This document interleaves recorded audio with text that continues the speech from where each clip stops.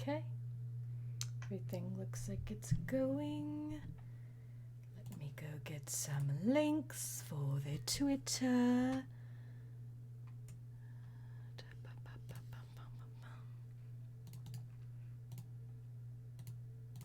Okay, go to Twitter. Everyone can hear me because I love them, and it's funny.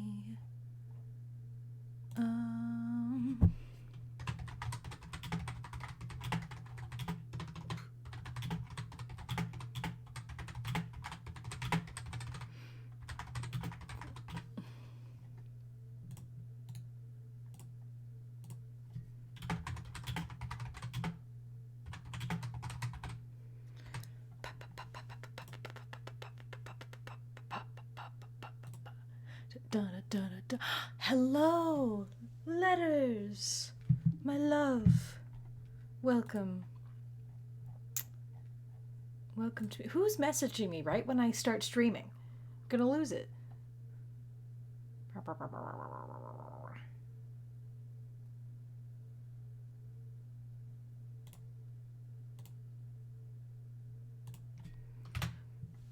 Oh, hello, Toshi. Everyone's on time. For once, I posted a very convenient hour, it seems. Either that or it's the power of me ranting about a book that I am annoyed with.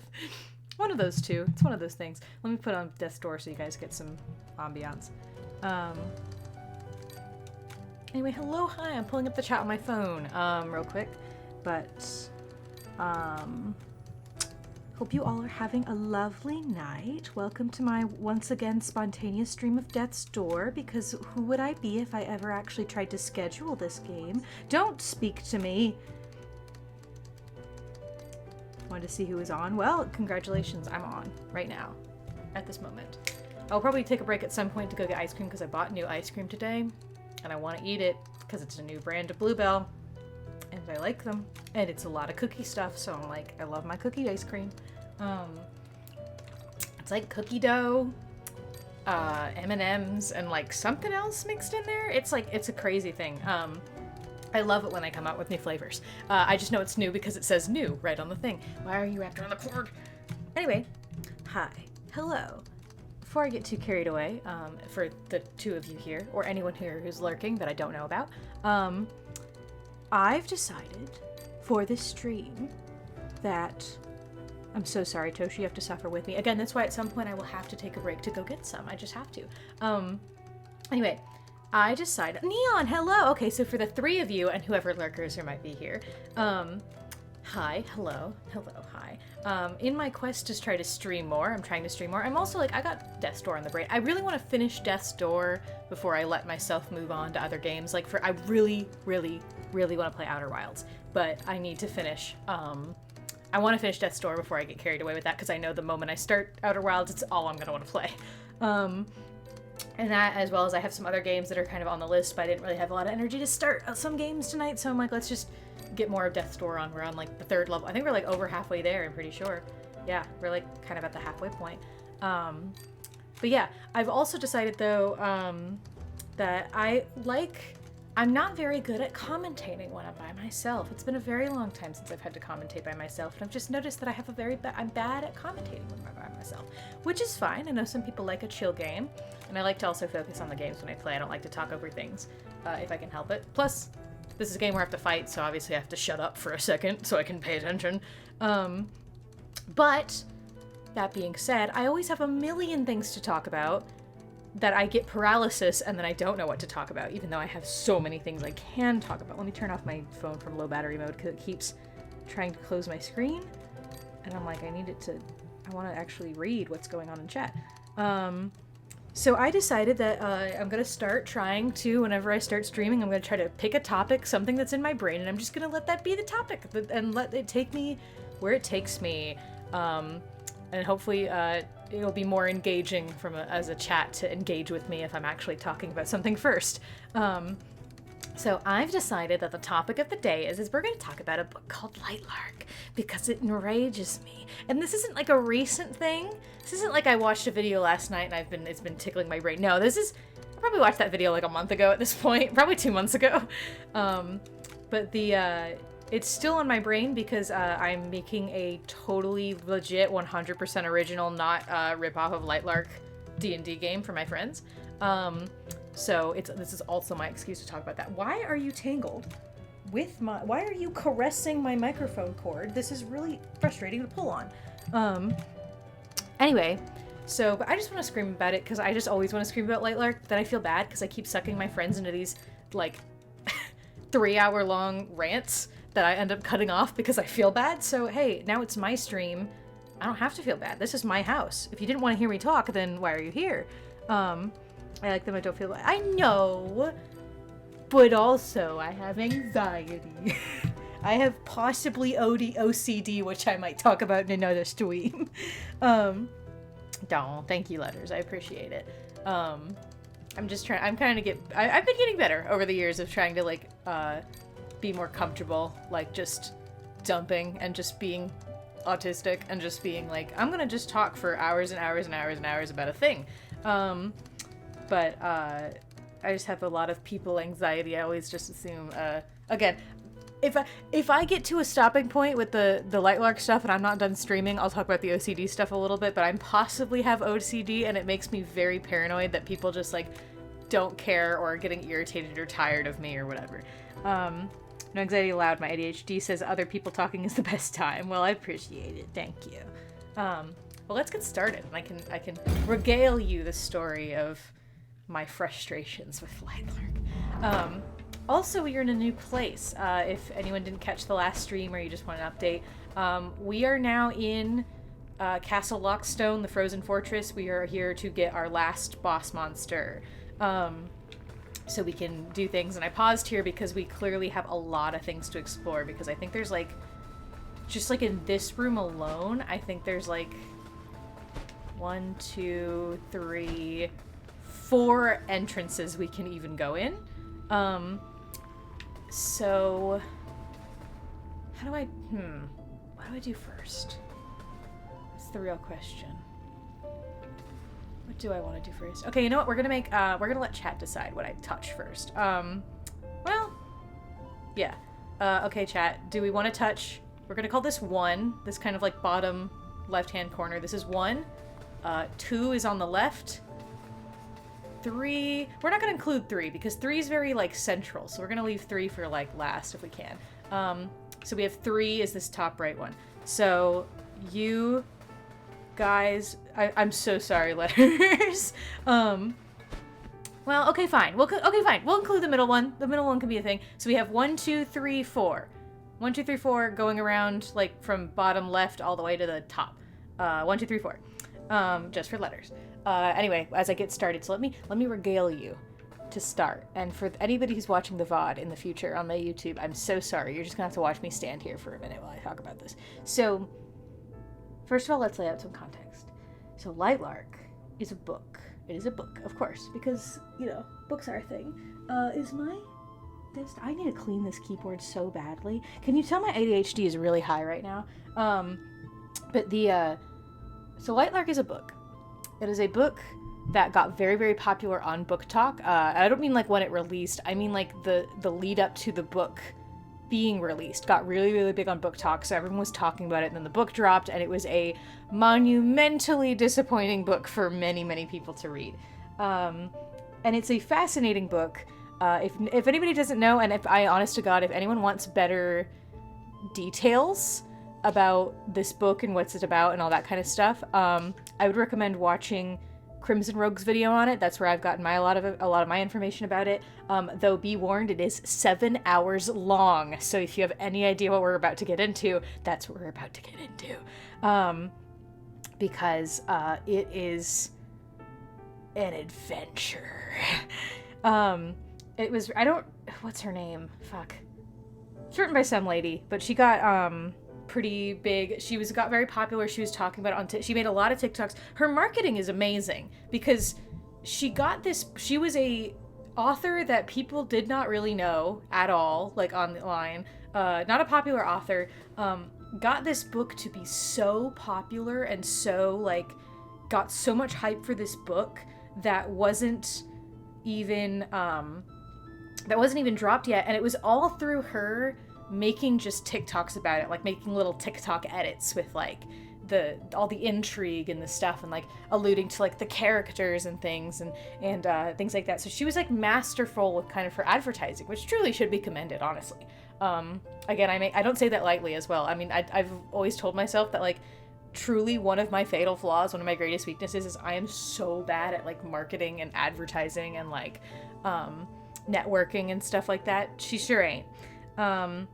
The other way she got this book very popular, and this is going to be an important note for later, is she would release, like, as she got like this following, she would release these like TikToks asking people like, oh, do you want to see, like, here's an interesting quote, do you want to see this quote in the book somewhere, do you want to see this thing? And they were never, from what I know, they were never anything like big. They weren't like some enormous like plot beat or something. They were just like all little lines and little details and things that she was asking people like, oh, do you want to see this in the book, and kind of thing.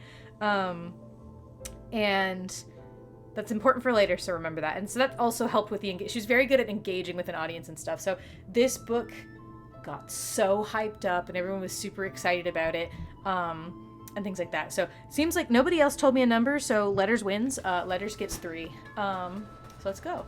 Let's do it. Yeah, so let me tell you first of all about this book, like just what it is kind of on concept, so to speak. Oh, there's the big door, there's the big daddy. Living Reaper, bring me energy. All right, okay, well that explains why there's so many doors I have to go through. So many hallways.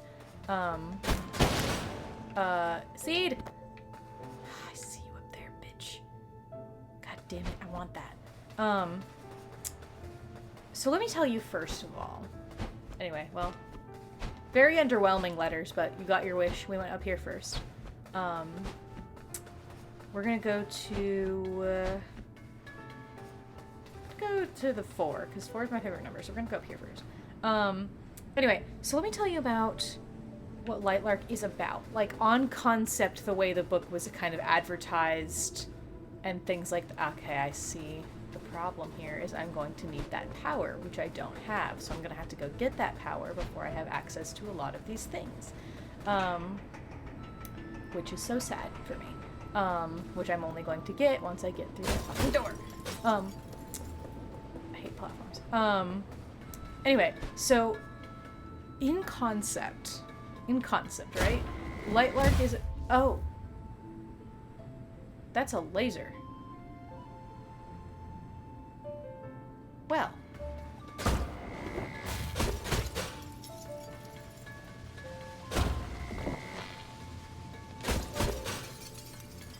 Why is there a laser? This is so not fair to me. Well, I got it. So in concept, like the way the book is described, is that Lightlark is this young adult,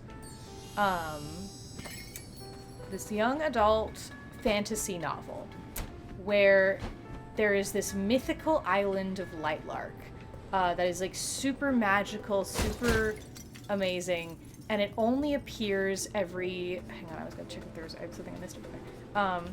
And it only appears every... Oh, there's a... I didn't even see that over there. Hang on.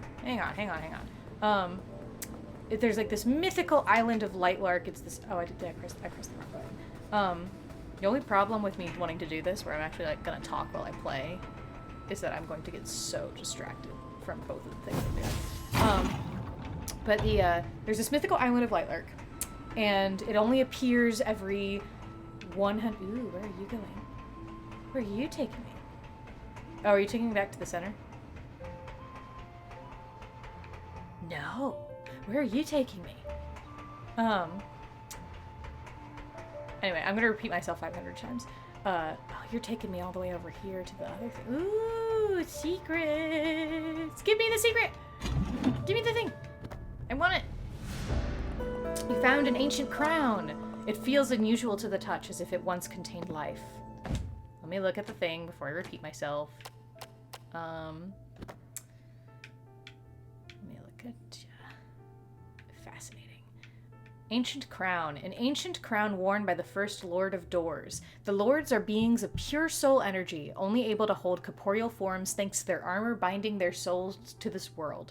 Made from a metallic yet organic material, each descendant has its armor forged by the preceding Lord. However, the creation of the first Lord remains a mystery.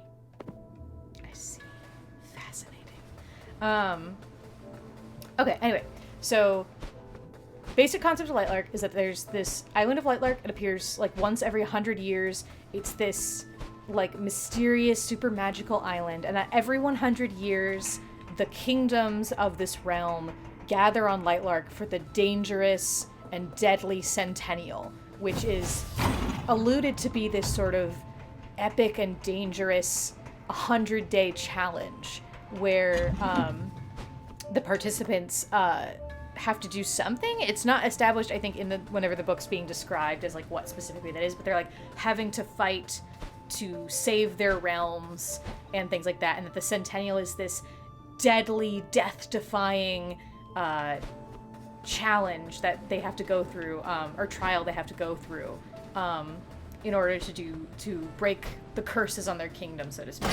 I don't say so, not so to speak, like literally that's what it is. Okay, before I go in here, let me make sure I'm not missing anything. To break like their curses and stuff like that. Also, like whenever Lightlark's not accessible, it's surrounded by like this raging magical storm and stuff like that. All of this is important, and all of this is things you should remember, just to warn you, because this is how infuriating this book is.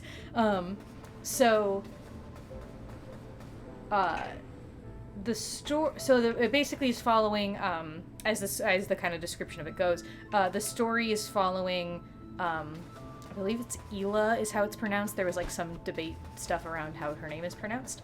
But it's following her as she goes through the Centennial and tries to survive and all that kind of stuff. Yada, yada, yada. You know, typical book stuff. And so, on concept, I'm sure you're listening to me and you're just like, okay, yeah, you're either going to be like, that sounds really fun and interesting, or you're going to think like, oh, well, okay, that sounds like a book, you know, that sounds like a young adult book, cool. To which I'm kind of in the former of that. Like, I think, you know, hearing that, it sounds like a very interesting concept, especially for kind of a young adult fantasy thing. It sounds kind of unique. It sounds kind of interesting. Oh no.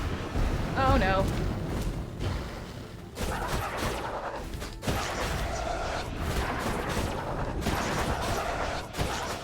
Oh god. You interrupted my ramblings. No, I ran right into you. Why did I do that? Oh, God. Ow.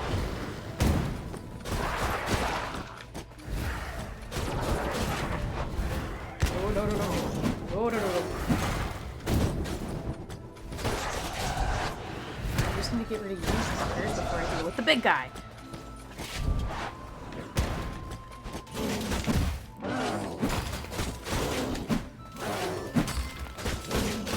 No, I didn't click. Oh god, my reflexes. All of my reflexes have died.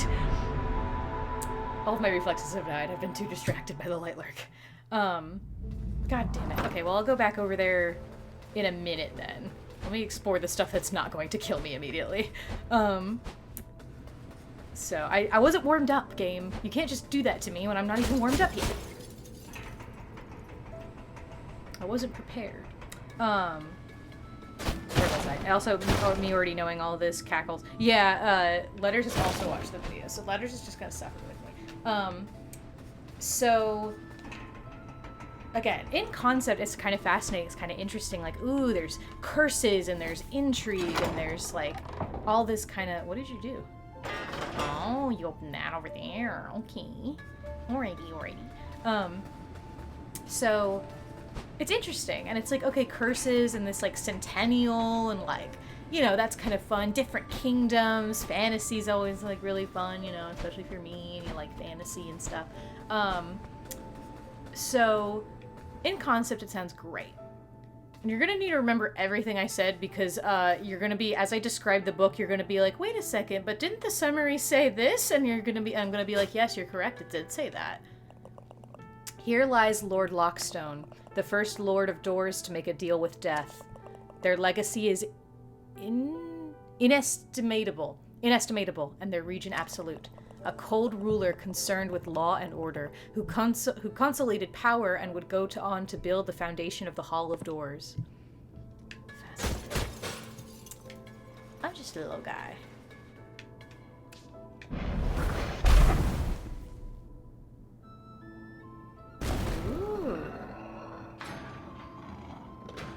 Ooh, something's over there. How interesting. Oh, I can't even do this yet. That's so not fair. Boo. Oh. Hi. This is the resting place of we, the lords of doors. I am Lord Lockstone, for whom this crypt was named. We lords of doors were an anomaly. A mistake of the universe, some might say. But is that not an apt description of all life? A mistake of the universe, one which grows and thrives? Existence born into consciousness. And to preserve that consciousness is the most important and noble gift.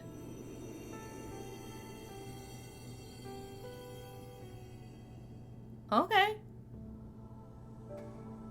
I mean, I'm just a little fella, but alright. Whatever you say, my guy. Say whatever you say, my dude.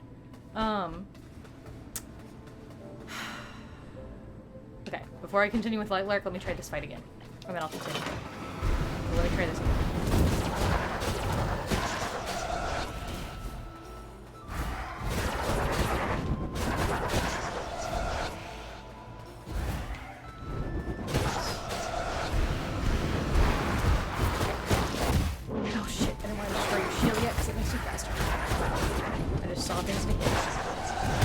Smart on my part.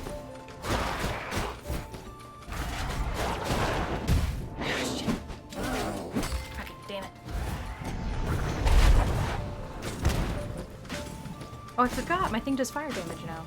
I forgot about that. Okay. Nope, I missed. Woo!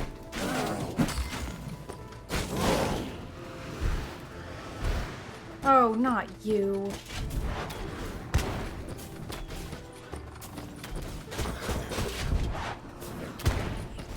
I hate you. I hate you so much. I hate you so much. You both are the worst. Oh, I can't hit the archer like this. Okay, we're just gonna do this. Okay, there we go. That'll work. That'll work. I'll take that.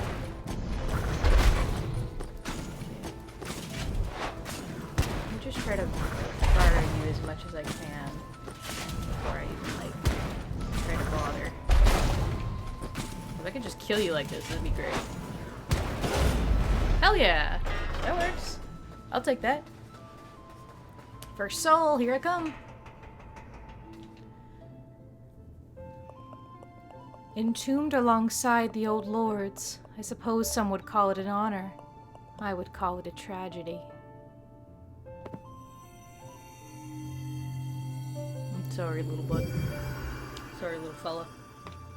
It's very unfortunate for you.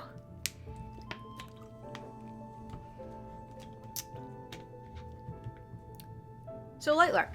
Yeah, so, like I said, and like Toshi's agreeing with me, in concept sounds really interesting and fun, very simple, very straightforward, very, like, so much room for stuff. So then we get to what the book actually is. And again, I won't go into as much detail as, like, Crimson Rogue did, because I think, I don't have 7 hours to do that, unfortunately. But, oh, was I going? Oh, that's right, hang on. Do I go through here? I think I do. Oh, no, that was to the thing. That was to the thing up there. Okay. No, I had to go through here. That's what I need to do. Okay. Sorry, just getting my surroundings. So, and I walk right into another fight. Stop interrupting my monologues. Man, I haven't seen you roll you guys in a minute. God damn it.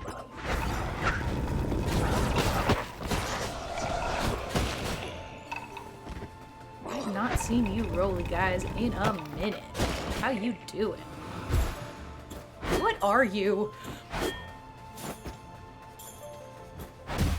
Oh my god. Oh, I don't like you. Can I just say I don't like you. There's no warning. Does the bell ring?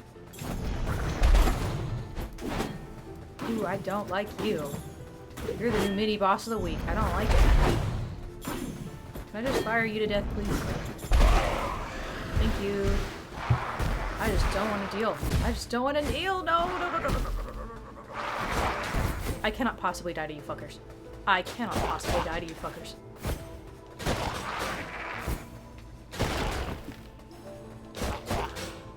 I refuse. Jesus. No. Not another one. Oh my god. Delayed strikes are the enemy. Yeah! Fuck. Well, that's a challenge. Okay. Let me go see what's over here before I try that again. Just for my sanity. Wait. Guy. I saw you. Oh no, that was fire. I thought fire was guy. Fire was not guy. Fire was not at all guy. Oh god. Oh golly gee. So yeah, so lightlark's a fun thing. And by fun thing I mean that really? Okay, I understand. I understand. I understand what I have to do. I understand what I have to do. I understand what you have to do. So yeah. So like, the book itself, the actual book, is about this girl named Ela, who is, oh, I came all the way up here and there's nothing I can even do over here. Well, isn't that unfortunate? Isn't that just unlucky? Hi, Chi. Hello, Chinema. Oh my god. Oh my god, you're moving faster. Oh my god, you're moving faster. Oh my god, you're moving faster, but not fast enough for me. Oh no.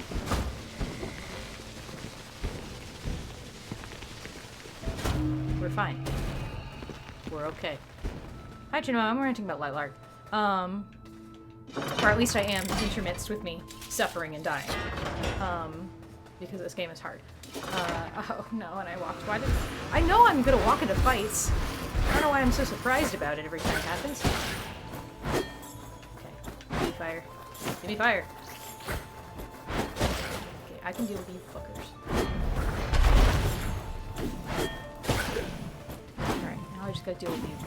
Can I figure out how to attack you?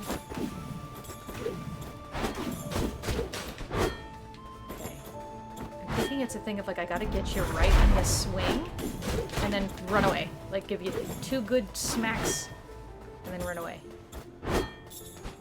Nope, that was not the hit button. That was not the hit button. I don't know why I just forgot the hit button. Okay. Did you just explode yourself? I mean, do it again, by all means. Like, by all means, just do that all the time, actually. This fire thing is going to save my fucking life. I swear to God. The fact that I can just, like, damage you like this constantly while running away. Oh, that fire is going to be everything.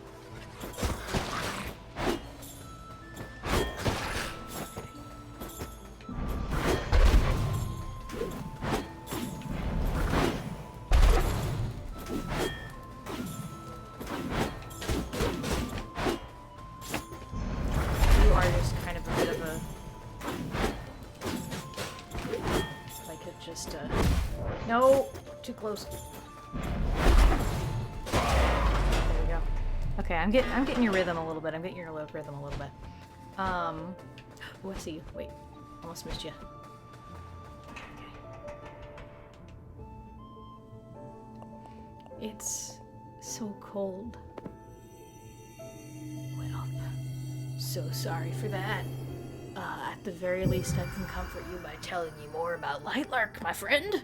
And my bitter rage about it. So long as I don't immediately die again. Oh, what are you? Oh, I've been in here before. What am I talking about?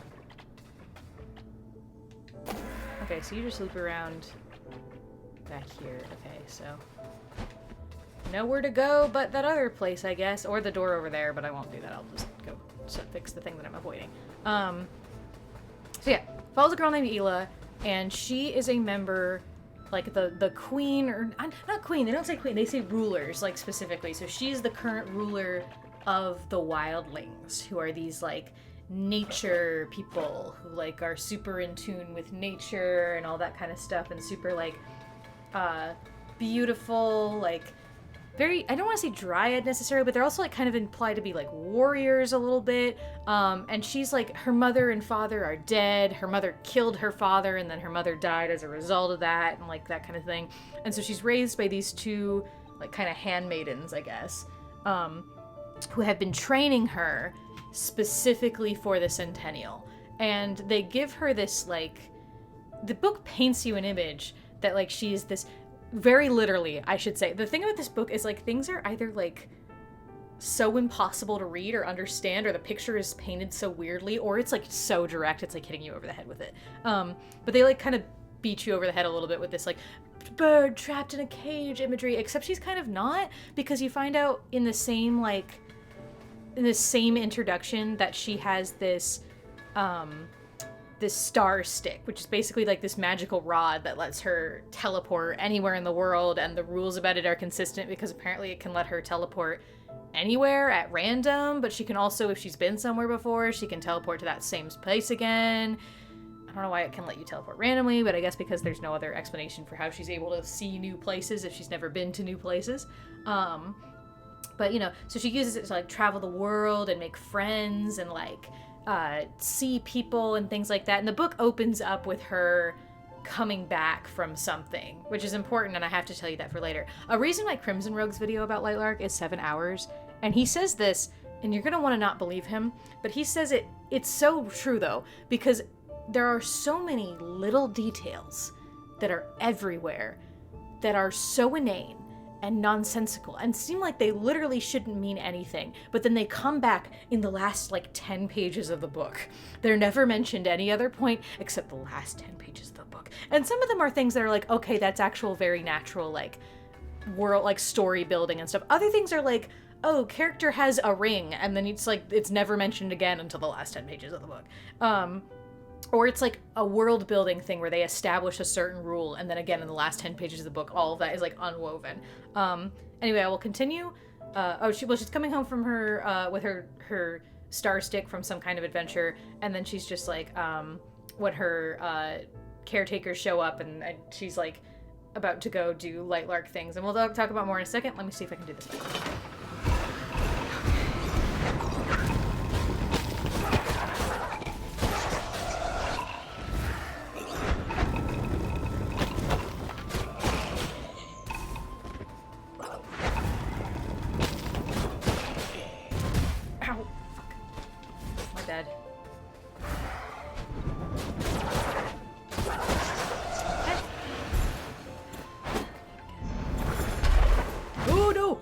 Are you kidding me? No!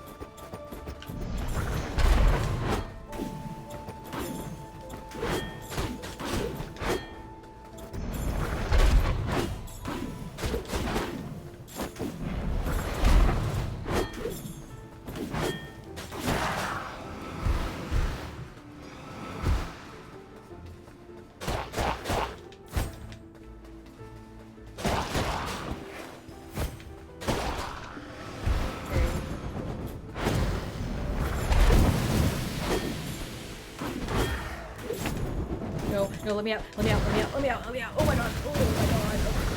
Oh. Shit.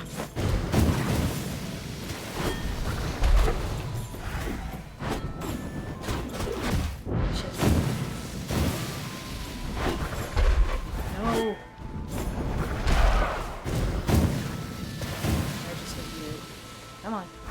Get close to me.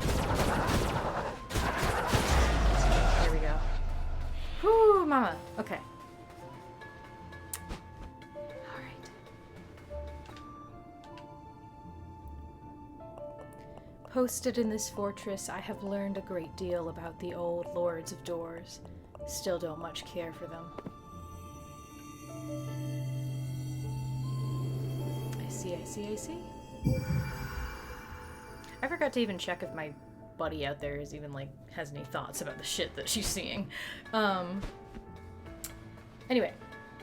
So yeah, so it starts with Hila getting her caretakers come back, and they're just like, hey, yo, like, we gotta get you ready to go, because we're about to go head out for the Centennial. And, like, you're painted this picture of, like, all this training she's had to do for it. Because, again, which makes sense, because, again, to reiterate, the book paints a picture, like, the summary of the book paints this picture, that the Centennial is this dangerous, like, deadly competition where people have died before. You know, hundreds of people died one year because of an accident that happened because of the whole festival and things like that. So, like, she's being prepared so she can, like, succeed in the festival, which, once you understand what the festival is, won't make any sense at all, and I think was more an excuse to try to make the main character seem badass, like, to give her a reason to be badass in later chapters, as we'll get to it. But it's it's a thing, it's a stuff. Hunting souls for breakfast, lunch, and no. Okay, so you're not helpful. So okay, here we go.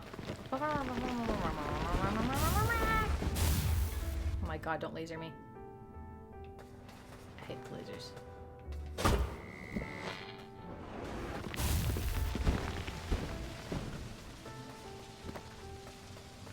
Are you following me? Oh no, you're following me, aren't you? You are. Fuck you. Okay, I need you to come back.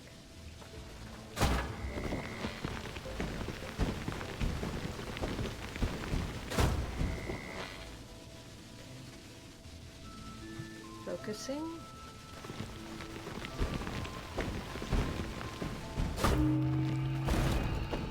Okay. Got it. Don't like the lasers. I don't know who wanted to put lasers in this place, but you know. And we have more.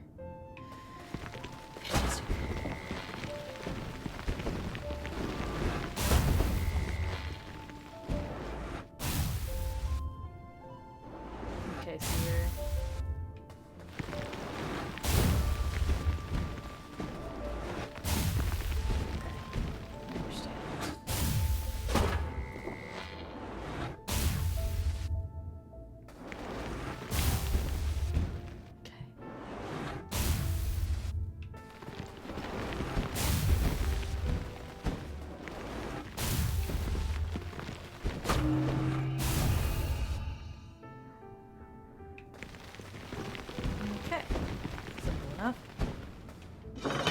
Up so I can continue with my monologue.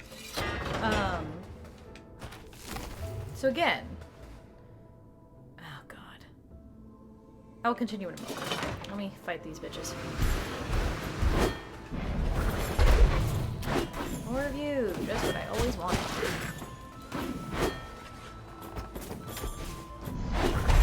Damn it.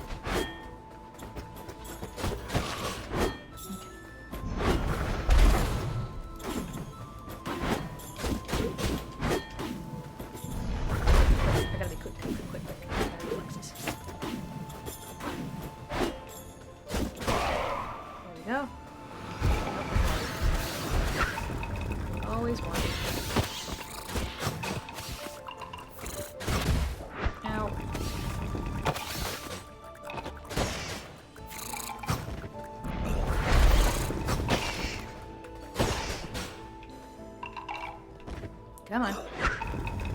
Come on, big guy. Come on. Come on. What? That's not fair. That's not fair at all. God.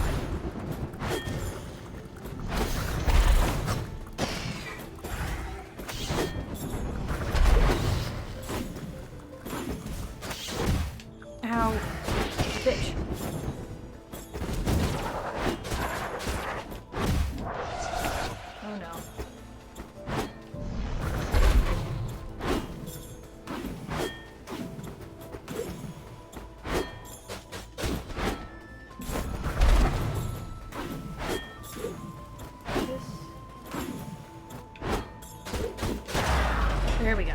Okay. Cool. Alright. Here lies Lord Theodore. Theodore, that's funny. The first successor in the lineage of lords. Their transition to power was smooth, and their reign in...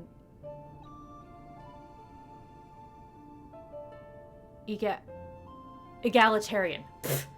Their transition to power was smooth, and their reign egalitarian. Remembered for their fair nature, enforcing better working conditions for reapers. Well, thank you, Theodore.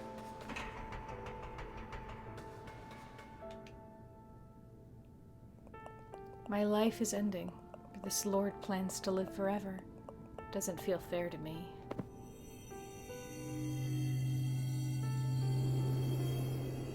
Very sad. Big sad. Do you mean this lord as in this Lord of Doors? Which would be interesting. Because, I mean, I was already figuring that my final boss was probably going to be the Lord of Doors. But, like, you know. Secrets? Secrets. No secret. So sad.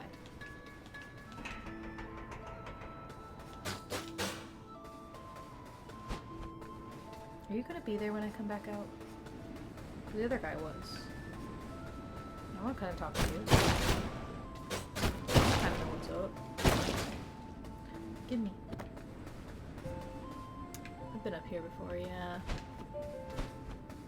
Theodore, can I talk to you? Are you gonna be here? You wanna say hi to me? Theodore? Boo. Lame.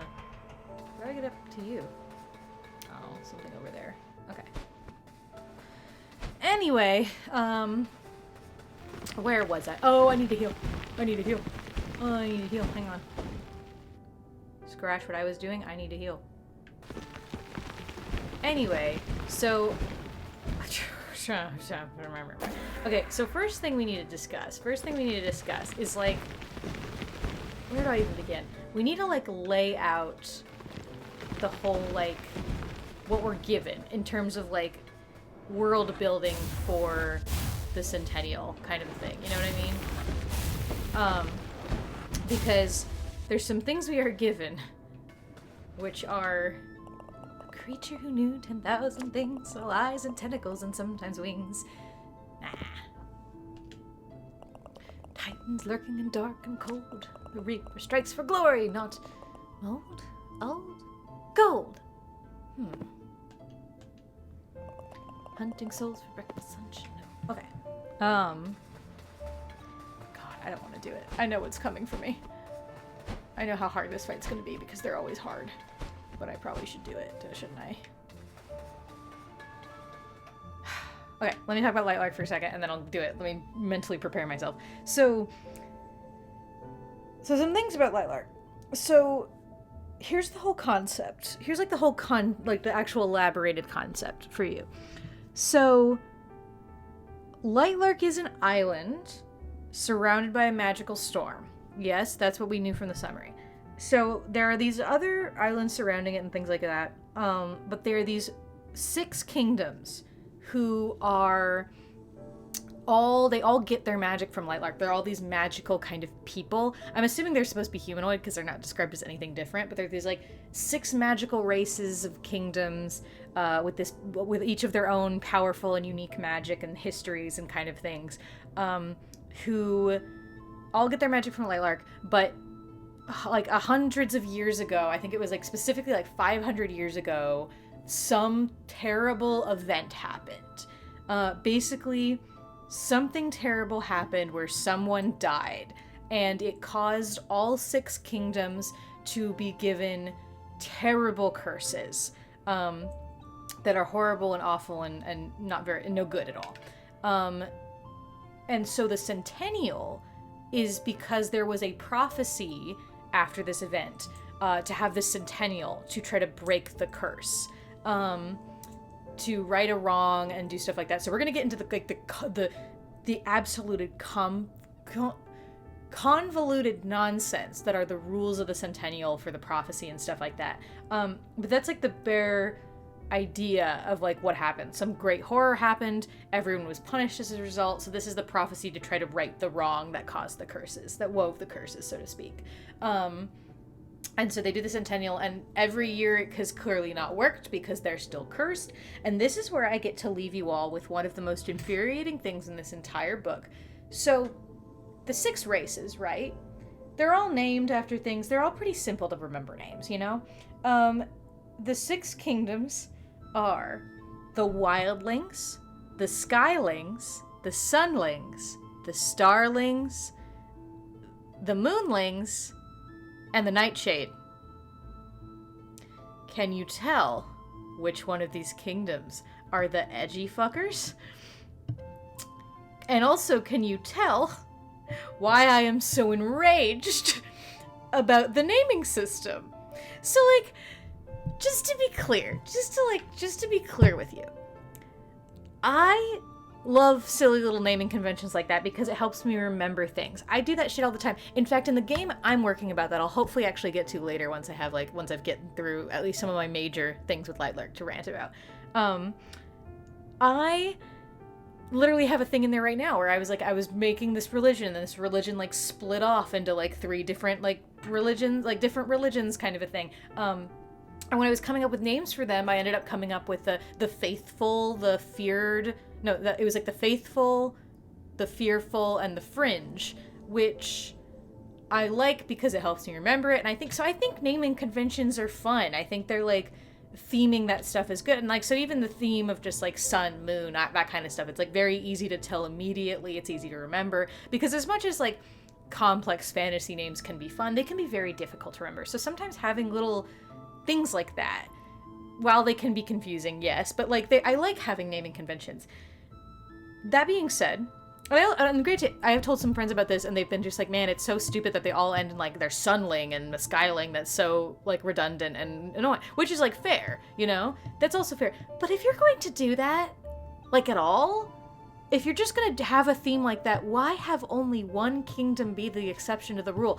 It infuriates me.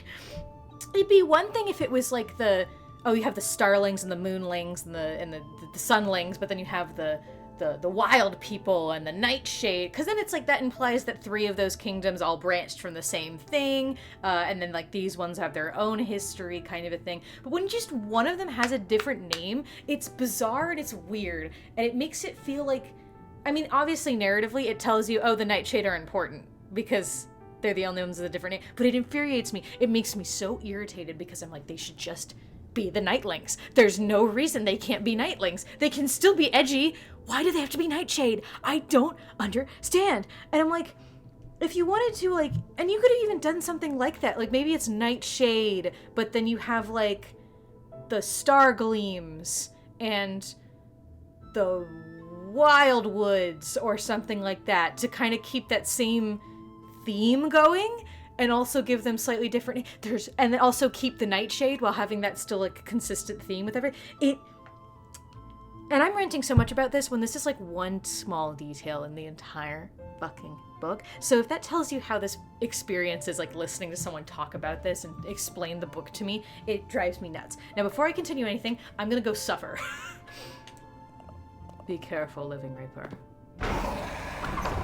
Alright, what horrors are you gonna put me through now? What avarse am I going to go through? I will say if I die during this fight, I will pause and I will talk more about Lightlark. But I will, for the sake of... I'm gonna start this fight, and then if I die, I'll pause, and I'll talk more about it, and then I'll go back, I'll dive more. The Wildkin, the Sun Lord, the... Exactly! See, Toshi? You're like me. We can come up with better ideas. And now I got 8. Time to go fight some horrible boss monster again. Avarse. Okay. Oh my god. Oh my god. This is a new wizard. I don't like this wizard.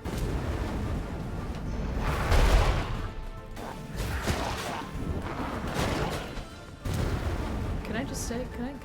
Can I just say? I don't like this wizard. I don't like this one. Well, I guess he's better than the explosion one because it's just more of like a he's gonna cut a line for you. You know what I mean? Which is like maybe not too bad compared to some things. I'll probably get used to it. Maybe. Ow.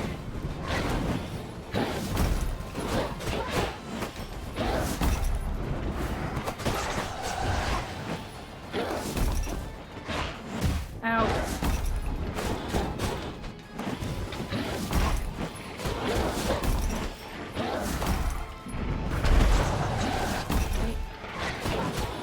I just need these fuckers. Nope.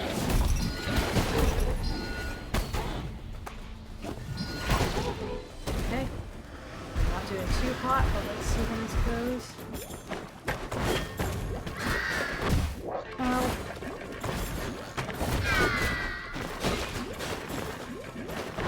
I didn't notice the slug guy over there. No good!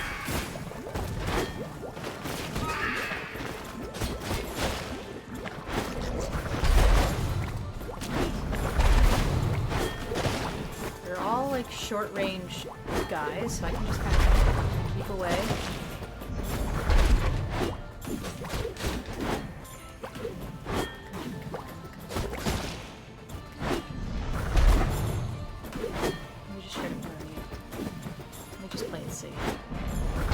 I don't really need to hit you if I can just burn you. I'm on one hit. Okay, one more. Oh my golly gee williker, Spider-Man!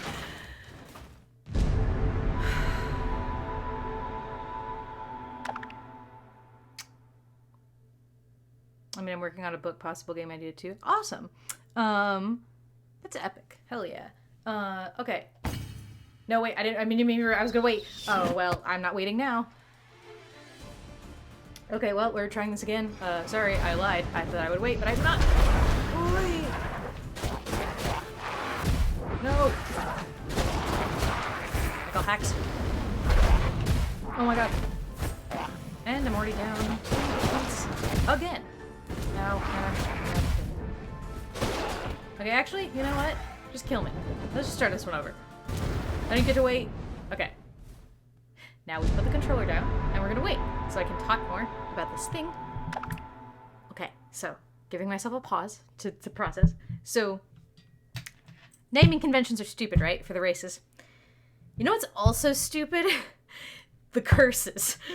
So, the concept, at its core, the idea that there's these 6 kingdoms that are all cursed and stuff like that is really cool. And the initial curses you learn about are really interesting because you find out very quickly that for some of them, they have this sort of irony kind of twist, right? Like, they have this sort of okay, for an example, the easiest one and probably the best one she came up with, well, not the best one, I should say. There's one that's good, but I just don't think she as an author handles it at all. Like, she doesn't embrace the fucked upness about my favorite curse. But, for example, the sunlings, the sun people, the fire people, they have they have basically a vampire curse. They're not actually vampires, to be clear, but they have, they go out into the sun and they just burn. They just roast alive in the sunlight, which is super fun and fucked up. You have you're the sun people and you can't even go out in the sunlight.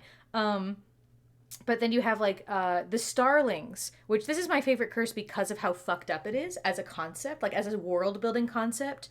It's awesome, but the way the book handles it is it barely touches it, and it makes me so infuriated. So the starlings, stars, for example, stars live for a very, very long time. They can live for billions and billions and billions of years. So the starlings' curse is that they all die at 25, which is a horrifyingly fucked up curse. And which is great.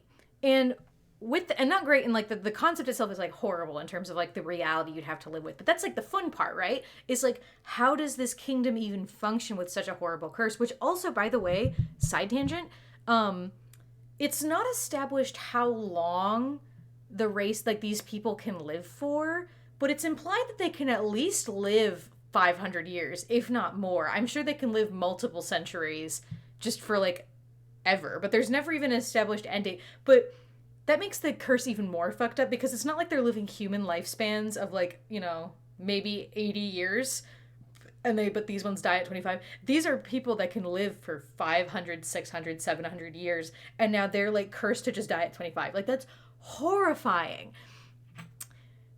And in concept, when you think about that, there are so many questions that immediately come to your mind, right? Because you're like, you know, which, okay, actually, I'm going to side tangent for that. I'm going to put a pin on that one and get back to it because I have to talk about the rest of the curses because the rest of the curses are fucked up. So ADHD, putting it on the table. We're going to talk about the Sterling thing in a minute because it makes me lose my mind because I can think of so many questions that would be really important to ask yourself, like as a writer, that were just clearly not asked or considered. Which there's a reason why they are not, as we reveal at the end of the book in the last 10 pages, but you should still be answering these questions for your fucking audience. So we have that, right? And so then we get to the Moonling curse, which is, okay, so like moonlings, right? Moon, ocean, healing magic, that kind of thing. So I thought, okay, sure, there's a lot of things you could do with that. Maybe they have a reverse sun curse. Maybe they burn in moonlight or something. Maybe they... Werewolf, exactly, Toshi. See, like, maybe something like that. Or it was, like, even, like, okay, maybe there's something where it's, like, maybe they have a sleep curse where, like, the moment the sun sets, they fall asleep or something like that. Or... something. Choke them out. Water. Oh, God.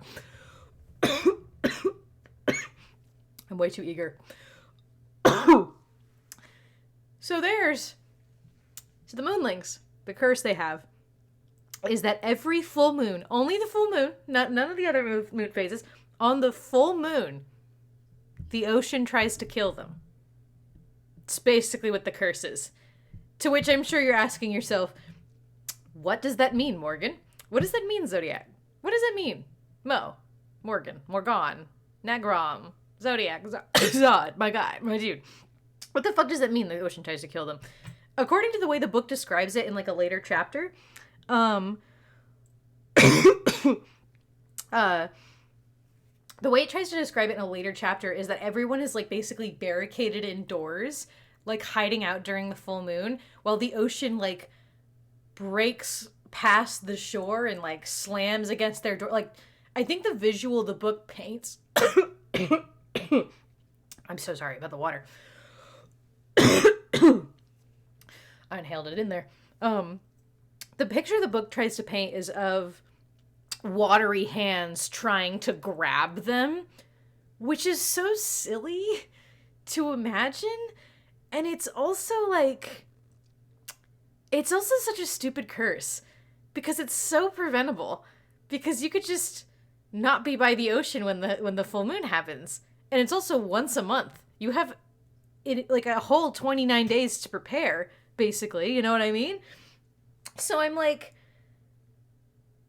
that thing from the Tears of the Kingdom thing? I don't know anything about Tears of the Kingdom, so I don't know, but sure. And I'm like, it infuriates me because when originally the words was said that, like, the ocean tries to kill you, like, I was like, I actually had this idea in my brain, this visual in my brain of, like, oh, you mean maybe every full moon they're, like, compelled to go to the ocean?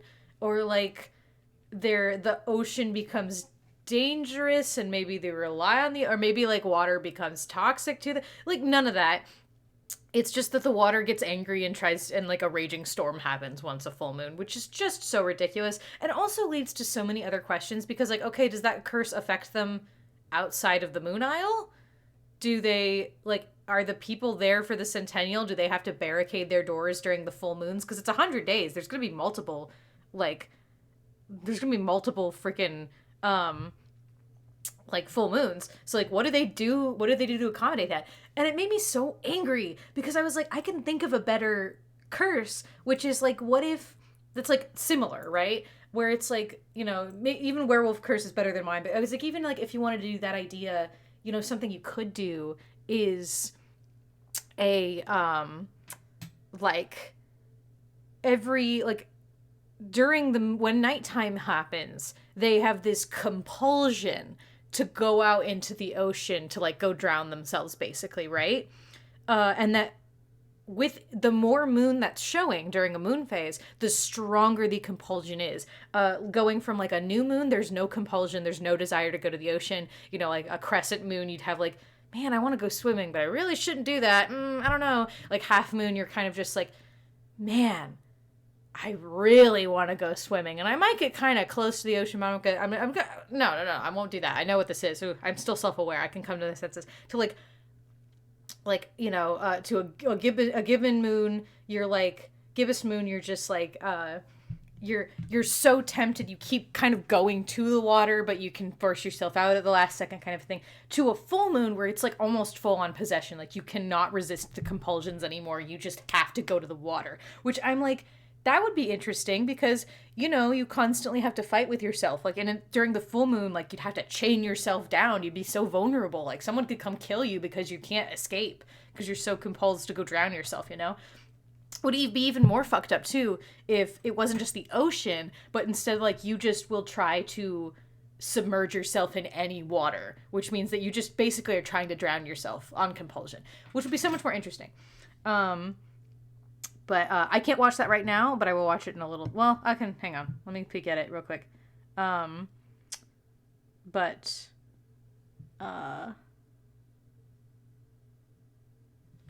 long is this? I'm not unmute it. Well, fine. I mean, I don't think it's like that thing. I don't think that's what... I don't think that's what the author was intending, but I mean, that's the visual it paints a little bit.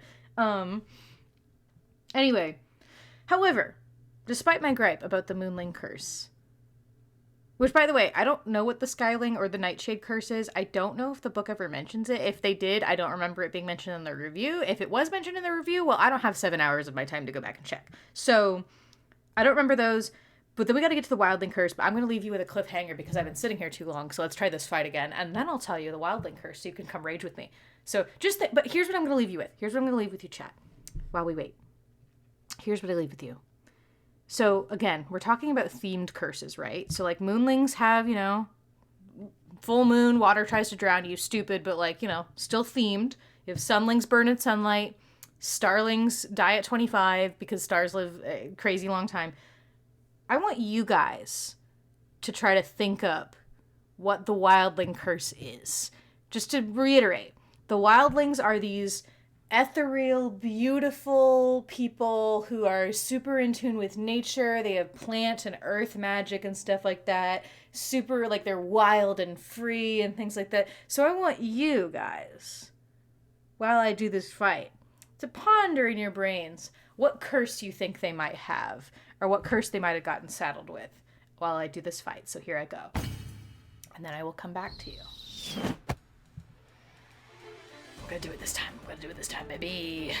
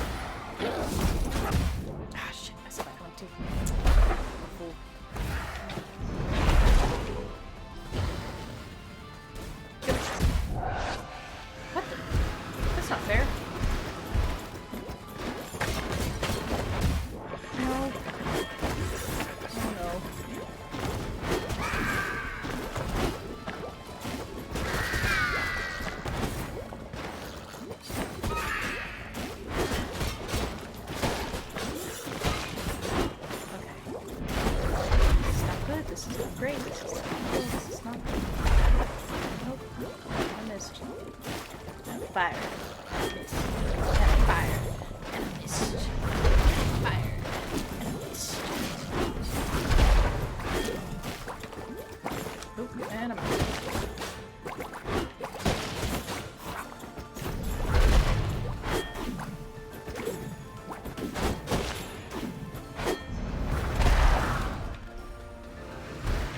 Oh, golly gee willikers. Nope, I forgot to dodge. Well, class, I hope you got your ideas ready for what you think this curse is. Because you're wrong.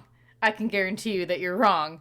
But just in case, so first of all, okay, yeah, Toshi, go ahead. Tell me what you think the curse is. Anyone else wants to tell me what they think the curse is? Go ahead, speak now or forever hold your peace before I tell you what it is. I will wait patiently while you tell me what you think the curse is. I'll give you a minute.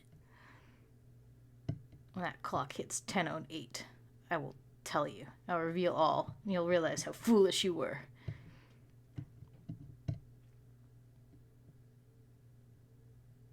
Holding peace?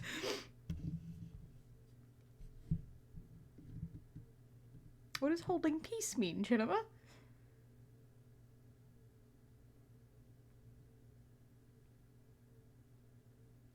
I'm waiting for the clock to turn. I'm waiting for it. It's coming. It's going to come. Then you're gonna have all revealed. I say either turn into something bestial and or they become ugly zombie-like things in a certain season. Both excellent ideas. Both excellent ideas. Very good ideas, yes. Delicious. As in I'm not guessing. Well, that's your own fault. Well, too bad, because now Toshi, I will say, you got so close. You got so close because you said and or. Because the first thing here is that for some reason the wildlings have two. They have two curses. For some reason. And they're curses. Number one. So first of all, if you were to read Lightlark, if you were to actually get the book or look up pictures of the book, you would notice the book cover has a human heart on it. That's because apparently the wildling curse is, one of the wildling curses is that they can only survive on human hearts. Only human hearts. Exclusively human hearts, according to the book.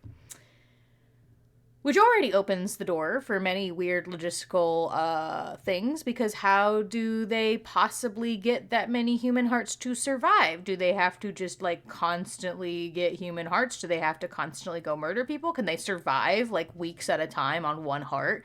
How do you do that? Doesn't really make a lot of sense. But the second one they have is that if they fall in love with someone, they are compelled to kill them. Or they will kill them, I guess. Because that's how... What's her main bitch's mom and dad died? Is because she killed him. Presumably because of the curse. Because she fell in love. Ooh. Which... Again... has so many weird logistical things. Because, like, what determines whether or not you're in love? Why is there a second curse? It doesn't have anything to do with eating human hearts. So... Why? What is the motivation? Which... I'll tell you what the motivation was. It's because it makes it more dramatic. Because it means that, it gives for a dramatic reason for her mother to have killed her father and people to not have questioned it or whatever. But also, it adds for the human heart thing, I guess, adds for a big story beat because there's a whole thing where... Because we find out, plot twist, Ela isn't cursed. She actually doesn't have curses. She was born without magic and therefore without a curse. But she's also magicless, which is a problem because... she's a ruler and she should have very powerful magic. But because she does not have a curse, she can't eat human hearts. She doesn't survive on them and she won't kill people she falls in love with. The human heart thing becomes a gag because at one point, during the centennial, they arrive, she sits down to eat and they serve her a human heart because she's a wildling, to which she has to pretend to eat it and then like throw up later because she ate a fucking heart. Which is like good stuff, but how does eating human hearts relate to being the wilderness people? I guess because, like, you have to be carnivorous, but if that was the case, why not just make a curse where you, like, have to be carnivorous? Like, you can only survive on meat. Like, that would have been, I mean, it wouldn't have been much of a curse, I guess, but, like, that would have been an idea. You could have had something where, like, they kill all the animals and plants that they touch. You could have had something where, again, like, they turn into a big ferocious beast or something. Or, like, maybe a curse where, like, plants are toxic to them and they can't even touch them or something. I don't, just anything else. So I'm gonna leave you with that while I try this fight again. But yeah, so that's their curse. I still don't remember what the Nightshade or the Skyling curse is, if they even said what they were. But you know. So another thing in the bookmark of things that infuriate me about Lightlark. So let me try this again. Let's see. This is the one. This is the one right now. I'm gonna do it this time. If not, I'll just be fucked, I guess.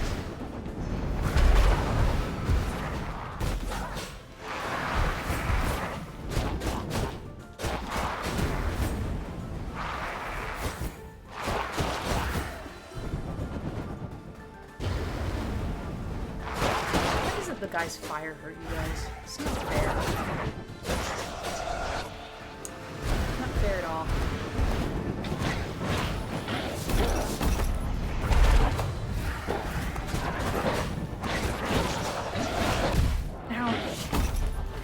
See you over there.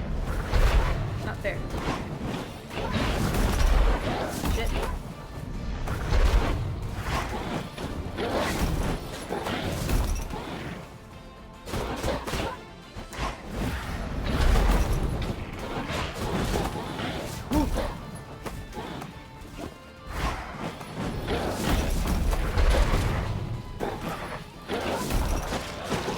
Okay, there's one more. Ooh, that's two of you.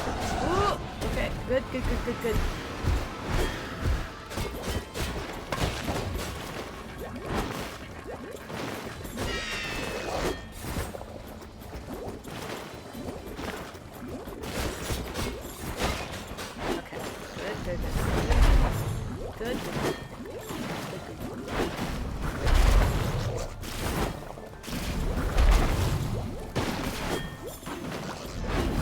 Much better.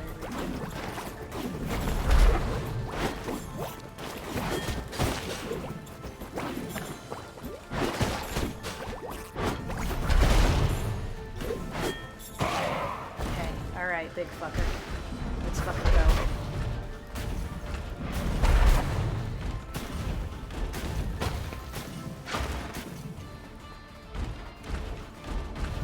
Ooh, nope.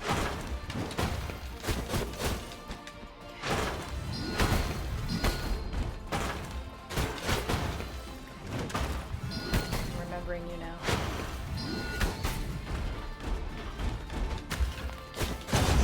There we go, bitch. Fuck yeah. Fuck yes. I got it, baby.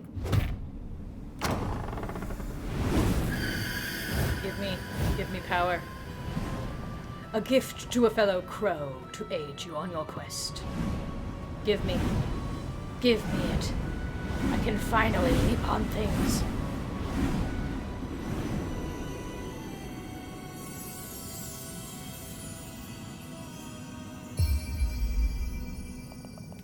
Hookshot spell acquired. Press down to switch to hookshot spell. Alright. Let's try this, baby. Let's go.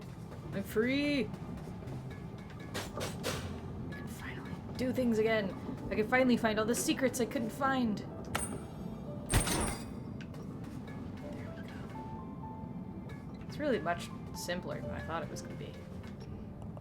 This appears to be a Reaper's abandoned logbook. The removal of the legacy doors has seriously impeded my investigation into the disappearance of the Reapers in the redacted region. This whole process of transferring to the new system has been a nightmare.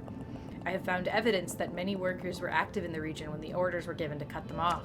More worrying still is that the active reaping mission in the area was also purged from the system. Somewhere out there is a soul that has not been reaped on time. It's a recipe for disaster, that's for sure. We all know what happens to souls if they remain alive past their death date. What happens? What happens to them? Do they get big? Like our friends did? This hookshot is mildly terrifying because I keep getting worried I'm gonna miss. Which, like... don't want to careen into, like, the darkness below.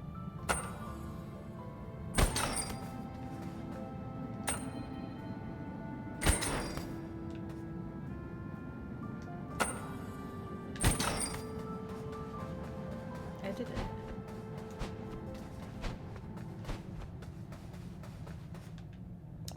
Click! Seems like the phone isn't connected to anything. Cool. Alright, well, I did it. Let's fucking go. They kind of take me back to the start, which is kind of fun. That Vaga reckons that something big's going to happen here soon. You know anything about that, buddy? I don't know. I know nothing. I'm just a little guy. I'm just a little fella. Ticket office closed. Gone to fix a broken pipe back in 34 years. Management. Oh, hello. Look at them, they're sleeping. Oh, so cute. I don't know why anyone was complaining. These things are adorable. And they like the same TV shows as me. Oh, cute. I'm just relaxing, feeding the birds. But none of my friends want to eat off the floor.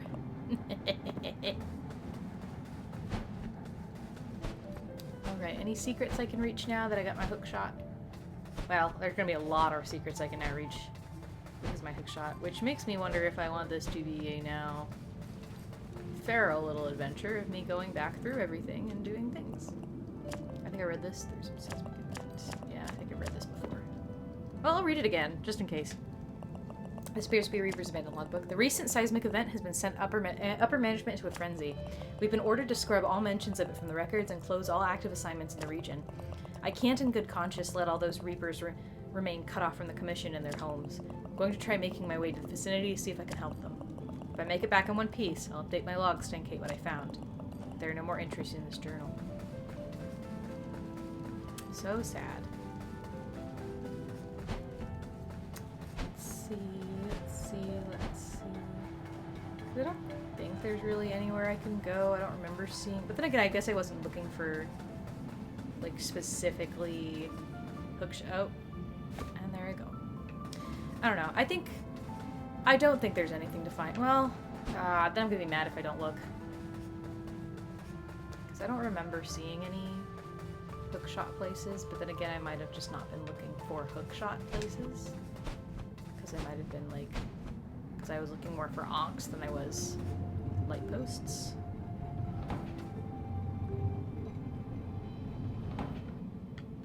Oh, well. Well, those are kind of hook... Yeah. Those are kind of hook-shotty.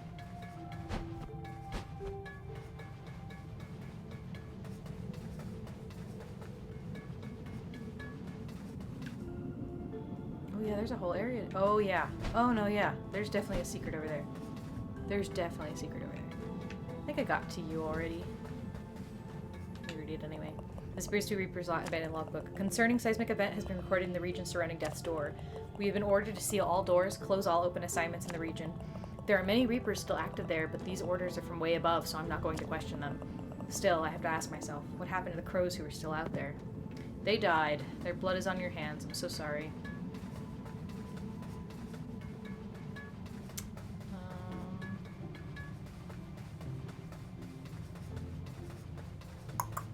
Yeah, that's from... But no, I see those. I'm gonna do that. Hang on. I can do that. Oh, sure. Yeah, I was like, oh, sure, there had to be something. I just didn't know what to look for. Okay. Now the question is, where do I start from? I think it's coming from over here. Yeah, baby.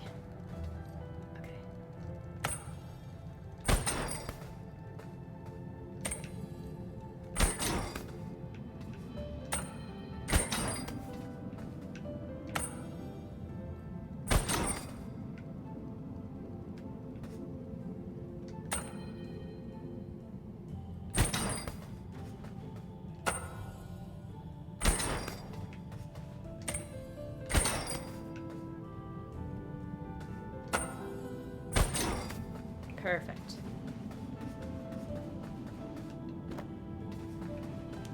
This. You found a scale model of a Reaper door.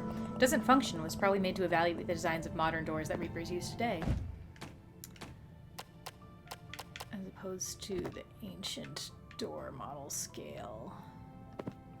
Okay.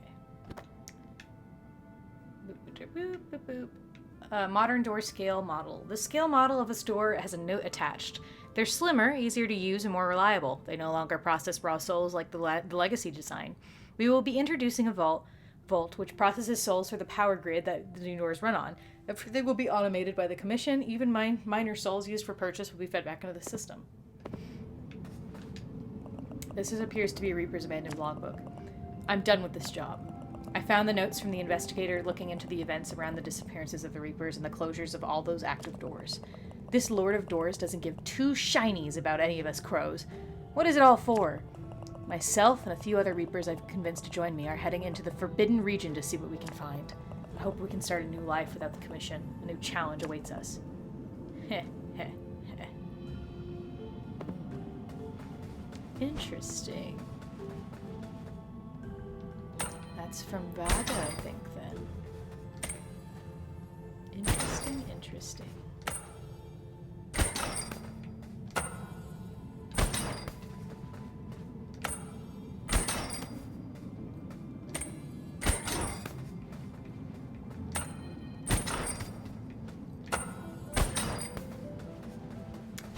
Interesting, interesting. Hey, bud. These creatures are so colorful. They're giving me a migraine. And they're coming through the doors that you left open. Honestly, you're turning my office into a dimensional Swiss cheese. If I get into trouble for this, I'm not going to be happy with you. I mean, are you happy with me now? Look at all the stuff I'm hoarding. Oh, hello.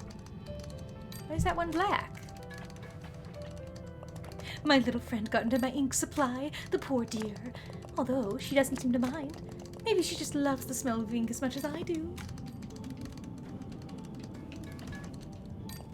Ink, ink, let it all, it lets out a stink. But I love it so much, I could practically drink it.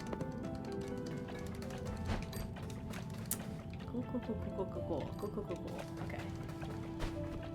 Let's see, I got a lot of things to go put my grubby little, ooh. Is that a thing? No, it's not gonna go anywhere. Think. Think. Think. Just checking. Thing. I've read that one, but we're gonna read it again because we've been reading all of them anyway. This appears to be Reaper's abandoned logbook. We've been ordered to disconnect a series of open doors in the region around the recent anomalous energy surge. This area had previously been quite active with the Commission members assisting the Witch with the research. The order came through and was executed immediately, so I'm not sure what happened to the crows that were there. All doors have been sealed for now, and outstanding work orders in the region have been manually closed. Quite strange, but it's above my pay grade. I find it's better not to ask questions.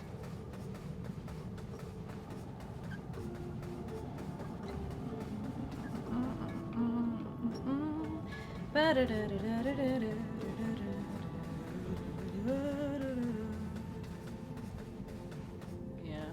know what it was up there.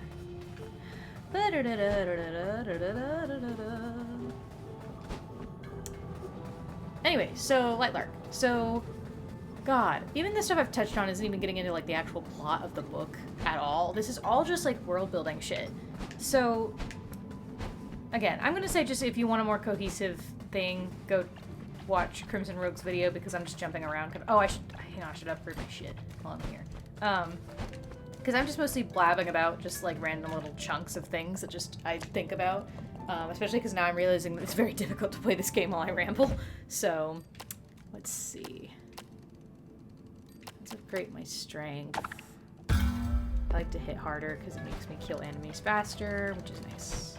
Now I'm gonna go kind of wander around the Lost Cemetery because I need to find all the places I can do the hook shot with.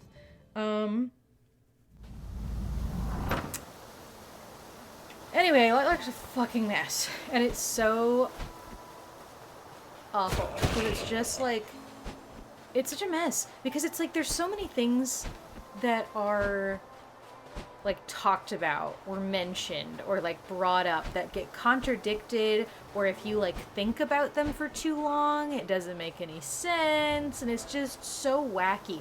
Like, I think the most infuriating piece of world building, to me personally, is whenever they start to actually tell you about the rules of the Centennial, like the actual rules that make it function and like what the prophecy is and like all the stuff with that. Because the longer you think about it, the more annoying it becomes. Because you're just like... I came through here, right? Yeah, this is the... Yeah. Yeah. Because that's the door to get in here. Because that's where I came from. I'm sure of it.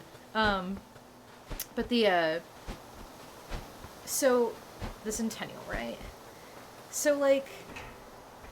Where do I even begin?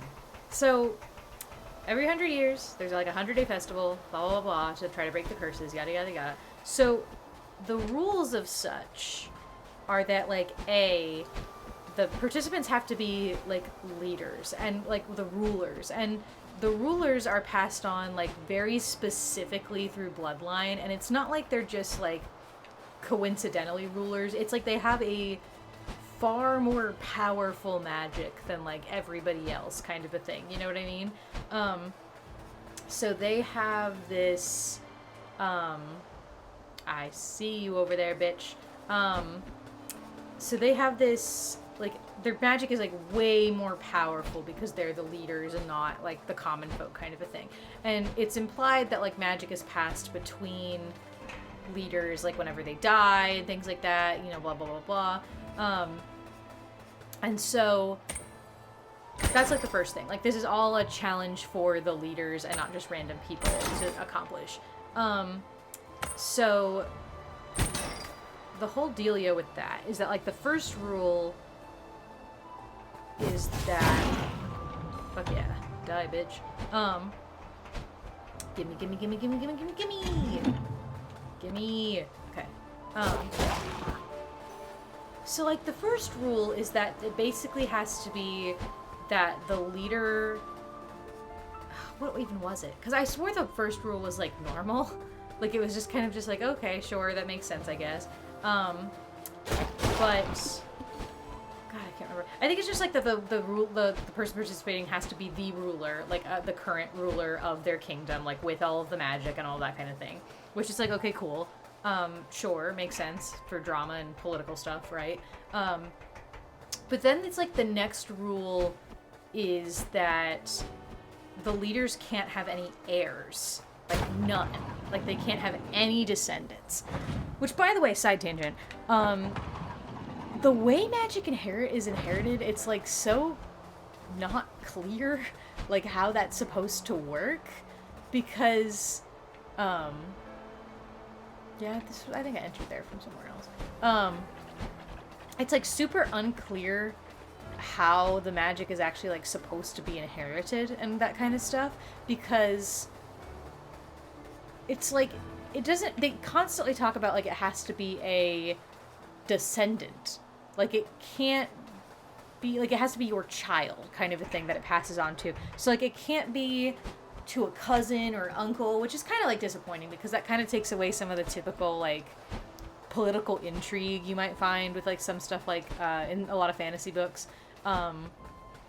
Because, you know, I mean, you can't, like, if you can't fucking, you know, there's not going to be any, like, real inheritance drama. But it also makes me wonder, like, okay, so is it still, like, eldest gets the rights to it? Does it have to go, like, inherently to the younger one? Like, what's the whole rule with that? But, you know, that's not explained because we never meet a character that has, like, siblings or anything like that, which there's a reason for, apparently. But, like, also, can your magic pass on to a sibling, or does it have to be your direct descendant? Which would, I feel like, would lead to some inheritance stuff, which, again, would all be really fascinating stuff to explore. This book was actually written with some forethought. Because apparently...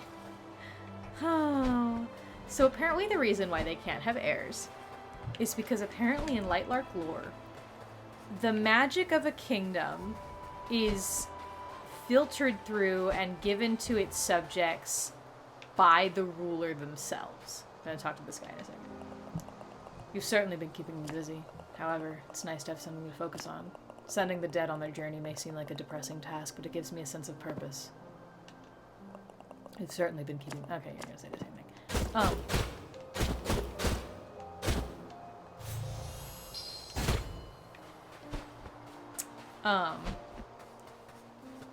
So the whole reason why they can't have heirs is because, like, how do I get over there? Can I not get over there? Because I have my shot won't probably reach. No. Fuck you. How is it going to open the door? Yeah. So the reason why they can't have heirs is because, you know, the magic of Lightlark is filtered through its people through the ruler, and the ruler seems to be the direct, like, line to the magic and things like that. So apparently, the drasticness of this is that if a ruler dies and they don't have an heir to pass their magic to, every single person in their kingdom dies. So, and also, by the way, I think I forgot to mention it. The whole purpose of the Centennial as, like, the challenges to fulfill the prophecy is that one of the leaders has to die. So basically the Centennial is that, whoa, what are you doing here? What are you doing here? What? I didn't know what I was walking into. Wait, hang on. I was rambling to my chat. Hello.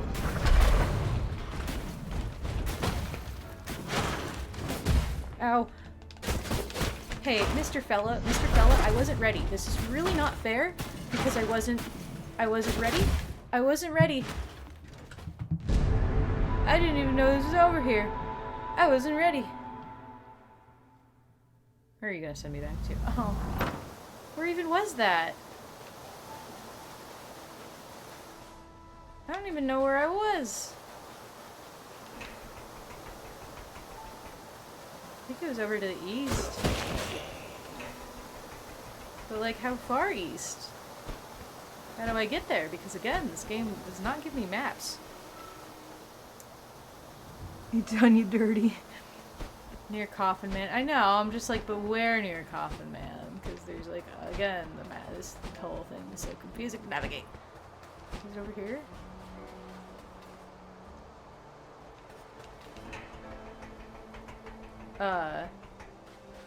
Anyway, so I'm going in the right way. I know I am. Anyway, so yeah, so the stakes are ridiculously high because apparently if any of the leaders dies, their entire kingdom dies. Okay, let me breathe. Let's do this again.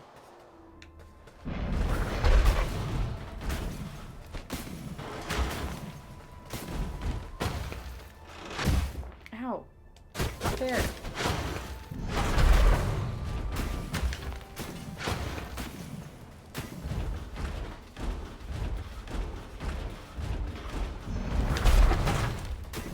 Ah, gotcha, bitch.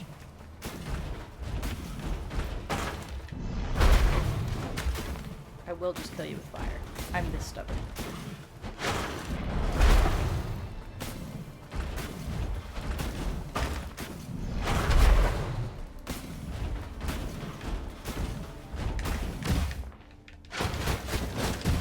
Ow. Come on.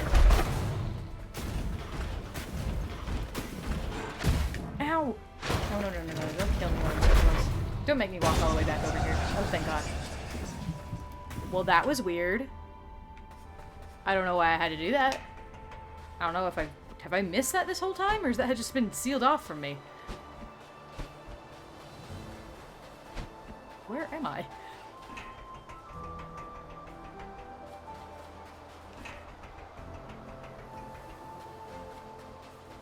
Hey. I already did this. Are you kidding me? Did I just let myself do that again? Well, I'm an idiot. It's fine. It's fine. Everything's fine. This is all good. This is whatever. This is fine. I'm just a little guy. Now I have no health because I did all that for no good reason. Whoa, cool, awesome. Why am I dumb? Why am I stupid? Well, I certainly did that. What am I even looking for again? I'm trying to find, like, hookshot things now that I have the hookshot. I know that there's like a ton of them around. I just don't know where they are.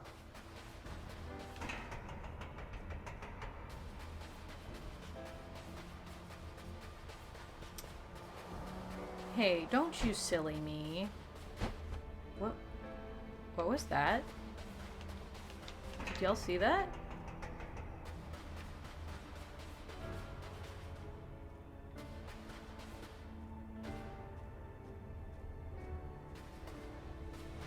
Was I hallucinating just then? Did y'all not see like a little spiral that happened over there, or is that just me?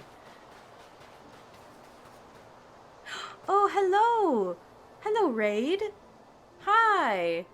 Hello! I wasn't expecting a raid today. Hello, hi! I'm playing Death's Door, and interspersed with my gameplay of Death's Door, I am ranting about a book that that makes me so mad. Hi. How are you? You're currently watching me suffer as I try to find things. Things to do things with. Oh, I didn't even explode this. Are you kidding me? There's been a whole thing over here I can explode. I just haven't exploded it. Anyway, yeah, I'm playing Death's Door, guys. How you doing? How you feeling? How you holding? We're just having a good old grand old time here as I struggle to not die and talk about Lightlark because fucking Lightlark makes me so irrationally angry all the time. What am I looking for? I'm looking for things. I'm looking for hookshot spots because I have a hookshot now that I can do things with. And there's a thing over there that I can't access. There's a door here that I can't access. Bullshit. Anyway, hi. Hope you guys enjoy this stream. If you choose to stick around, I do things. I play games sometimes on just random intervals, just because games are fun. Don't fly up here. I'm trying to heal. Thank you. Anyway, so yeah. So the whole thing of that is so stupid and nonsensical because also I want you guys, it's okay, I just got done being irrationally angry about Ace Attorney, so there are certain levels, so they're used to a certain level of rage. Cool, awesome. Mine is a much more chill, laid-back rage, I think, but I'm just losing my... So just to recap for new people here, Lightlark is a book, got very big on book talk, and then it was very disappointing when it actually came out, and it makes me really angry because I don't even think I even shared my thesis statement with you guys, so like... I love bad things. I love just sometimes watching something where I'm like, oh my god, this is terrible and this is like cringe, haha. Like, I love that shit sometimes. But to make me mad at something is whenever it is a concept that is really, really good. Like, it's a really fun, really good concept and there's a lot of really good ideas. And then the person who's using those ideas just does nothing with them. And they make me so mad. And Lightlark is one of those books to the nth degree because it has so many good ideas. It has so many, like, so much potential. And all the world building was squandered because basically, and I don't even think I talked about this because I've been, like, building to it because it's ridiculous.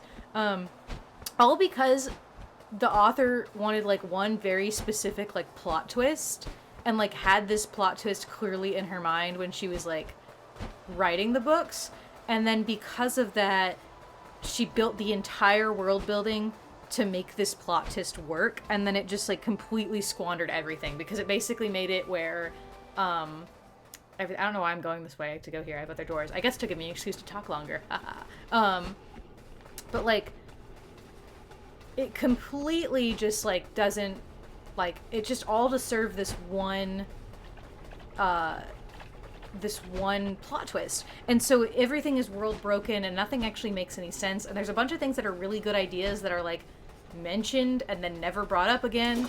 And it's just infuriating. It's maddening. And it drives me nuts. And it's also those things that make me angry that actually leads me to make, like...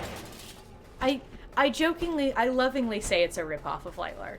But, like, or, like, rips off of stuff. But, like, a lot of times if I see something that makes me mad because it's, like, a squandered concept, it's my greatest motivator to making a new story. I can't tell you how many stories I've made, or I've, like, started or touched on, or, like, kind of thought built, because I was just really mad about something. Because I was like, literally because my logic is like, I didn't like how this thing was, so I'm just gonna do it myself, because I can do it better, I guess. Which I don't think that entirely of, like, I don't think I have any more skill as, like, a writer as, like, she does, you know? There's stuff that I would do that's not perfect, but more in, like, my own satisfaction of, like, I don't like this thing should have been better, so I'll just do it better, instead of trying to demand someone change it.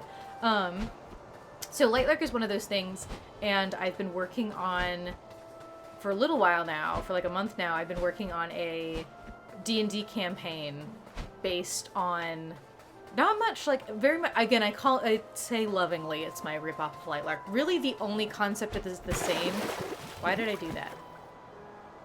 Really the only concept that's the same is that, it is, you know, like 6 kingdoms that have curses and great magic that they need to break with, like, a centennial type thing. Mine's not even called a centennial, it's called a, it's just called the festival. That's literally it in terms of similarity. And there's, like, some similarities, obviously, like, curses and some of the theming and stuff like that, sure. But as a whole, it's gonna... The longer I work on it, I know it's going to get further away. But that's the whole reason I'm working on it, is because Lightlark made me so mad. So... Where even was I? I'm trying to hang on. Okay, yeah. I want these. These are what I want. Right here. I just gotta figure out how to get to them. Because... How do I get to you? I just need one ladder to get up to the top so I can do what I gotta do. God damn it. I know I can do this. I just gotta wander around until I find it. So... Where even was I? So, the thing I was just talking about, I believe, was that... Where even was I? Somebody help me. Where was I? I was like... Because I knew there was a reason I had to give context. Oh, because, so the whole thing with the Centennial is that they want to... There's these 6 kingdoms. They all have really powerful magic, but then something happened and they all got cursed. With these crazy, horrible, awful curses. And so to break the curse, they have to go through this Centennial, where the whole goal is to... Ooh, thing. Thing? Oh, no, I've already been here. Not thing. Where they have to go through the Centennial to basically pick a leader to die. To which, part of the rule of the Centennial, one of the big, massive, like, important rules, is that, Here we go, baby! One of the big important rules is that the rulers cannot have an heir. Like, they cannot have any descendants who could inherit their powers when they die, because in the rules of the world, the ruler is the only one that has those powers, and therefore, their power is what's keeping their entire kingdom alive. So if the ruler dies without an heir to pass their magic on to, the entire kingdom dies. Everyone dies. Which is impressively high stakes for, like, the main character, in that, like, if she dies, her entire people die. But also, once you know that, it brings so many questions. Question number 1. There has been multiple Centennials. The description of the book described these Centennials as being deadly competitions that are, like, life or death kind of a thing. There have been, like, 4 Centennials before the events of the book, I believe. I think it's 4. And so, are we to believe that... So that would imply that either A, none of the rulers ever died during the Centennials, and that the book is actually just lying to us when they say it's deadly, or that it's deadly for, like, other... Oh, no. Oh, no. Oh, baby. Oh, no. Oh, no! Oh god. Oh golly gee williker. Oh golly gee williker. I wasn't ready. I wasn't ready. Ooh. I did. No! Don't give me more!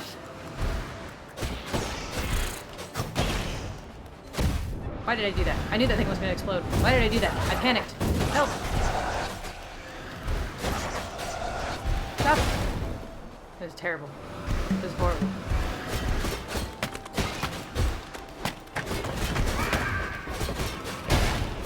Jesus Christ. Jesus Christ. Jesus Christ. How did I do that? How did I even do that? Okay. I'm alive. I'm okay. I'm alive. I'm alright. Can I see what's down this long and winding path now? Amazing. Artifact. You found a sludge-filled urn.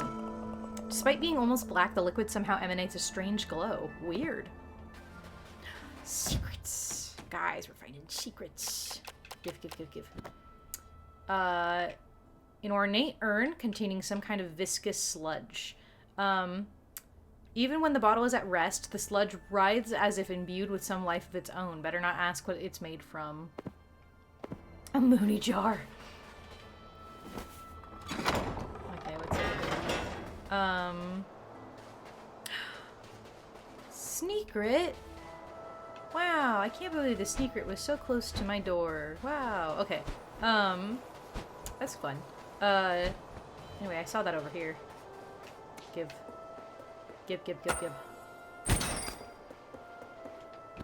Finding all the hook shot things. Okay. So, blah, blah, blah, blah. Back to the thing. So, again, question number one is the whole thing of, like, they've had multiple centennials, and these are apparently super deadly. So, clearly they are either not as deadly as the book describes, or there have been 4 other kingdoms that have completely died, and the curses weren't broken. Which I have a strong feeling that it's just that the author just wasn't thinking about it when she wrote those descriptions, and so it doesn't really make a lot of sense. But it's still just infuriating. It's still infuriating because it's like, again, it's misleading for the book title, as well as it just doesn't make a lot of, like, sense about that, because, again, they've done this multiple times, so, like, why is this even still, like, a problem, I guess? Like, but, like, fine, okay, still interesting, you know, they all die, whatever. But then we get into, like, more questions of, like, okay, hang on. So, these guys... It's like, okay, just to be clear, because I don't even think I explained this, necessarily. The guys... Well, I did explain this.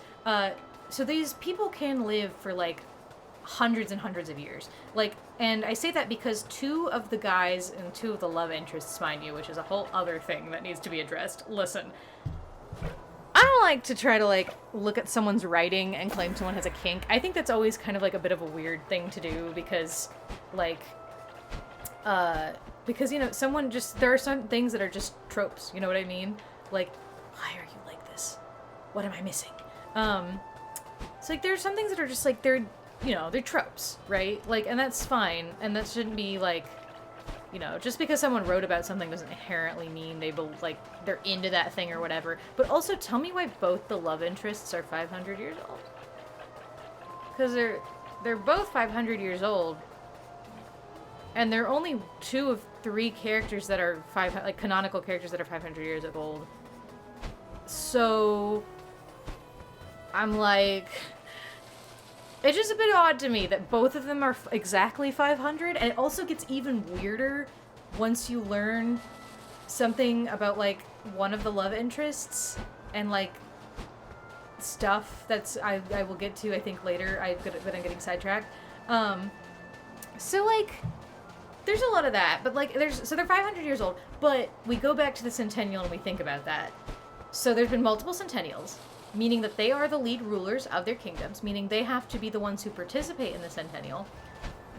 What happens if they have children before the Centennial happens that year? And they can't have heirs? Is there an implication that they have to, like, kill their own children so that they can actually participate, so that, like, the prophecy doesn't get fucked over? Because that's what I'm picking up. Like, that's what it sounds like. Like, I'm not gonna lie. Especially, and you could say, like, okay, well, maybe they just, like, you know, hey, Morgan, listen, they just maybe don't have children. They're maybe just, like, celibate. Like, listen, one of the guys, yeah, you could totally argue with me that because he would want to, like, break the curse, he's just, like, opting not to have children. But also, but there's another guy who's literally in the book, I think they say it without saying it, but, like, he's such a whore. He's, like, a flirty whore Like, everyone talks about that, so I'm like, there's no fucking way, there's no way you're gonna tell me that that man has not ever had an oops baby, like, once, right? And I'm like, so what do you do if you're about to participate in the Centennial and you have kids? Why did I say kids? Kids. Like, do you have to kill the kids? If you're a parent and you don't want to kill your kid, but they have to participate in the Centennial and they're not the ruler, do you have to kill yourself so the magic passes on? Like, what is the idea here? Also, doesn't this imply that, like... So, doesn't this imply that...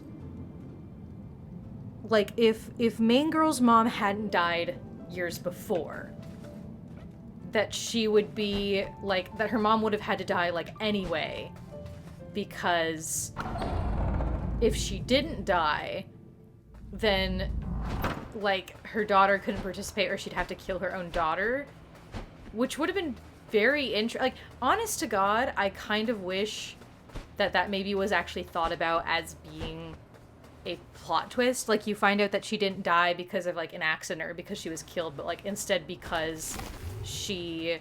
Why did I plant that? I literally don't need that here. Whatever. It's fine. It's fine. Whatever. It's okay. So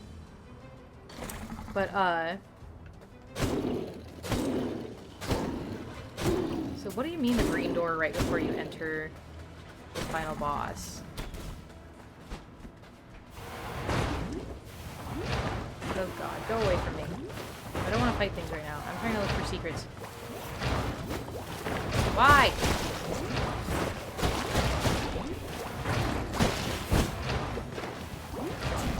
No. My guys. My dudes. I literally don't want to do this. I literally would like to do anything else.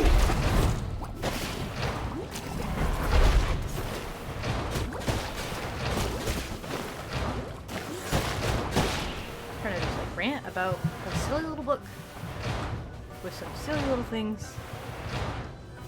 The lights above the locked door you can't do anything with until after the final boss? Oh. Oh, that's what you mean. Okay, I see what you mean. Well, spoilers! I didn't need to know. I would have figured it out eventually.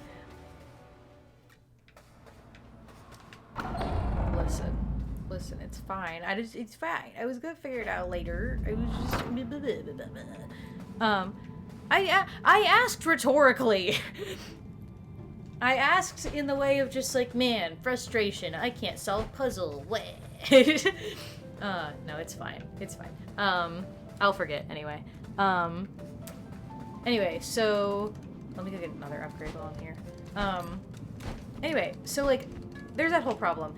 And, like, so it just doesn't make any sense because, like, again, would have been a very interesting concept to talk about, like, in terms of inheriting. But then you have to talk about, like, the starlings. Because, again, the starlings only live to 25. So how do you time it so that you have a descendant and you die before the next centennial so that you can qualify while also making sure you have an heir? Which...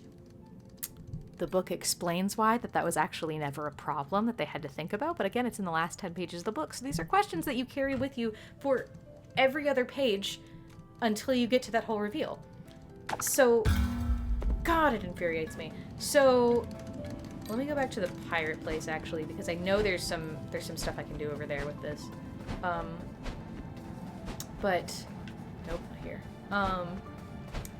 So I'm like, it's just such a stupid... Again, the stakes are so high. That's so cool that the stakes are high. But I feel like there were better ways you could have done that without it being, like... Without it being stupid and, like, nonsensical and, like, confusing. You know what I mean? Because, like, you could have made it where it's like, oh, when the Centennial happens, you have to sign, like, a blood oath kind of thing. Where it's like, oh, if you... don't complete the Centennial, like, you're going to, like, if you, like, okay, like, by participating in the Centennial, if you die, everyone else dies. Like, basically signing a contract, like a magical contract kind of a thing. There are weaknesses in the walls that the eye can't see. Beneath a wooden walkway, a secret waits for thee. Okay. Okay, dokie. I have to dash? We're gonna head. No, I can just hook shot it. I'm just dumb. It's okay. I'm fine. It's alright. It's all good. It's okay. Oh no. Oh no.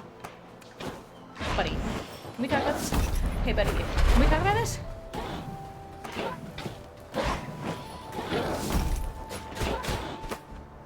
Ooh.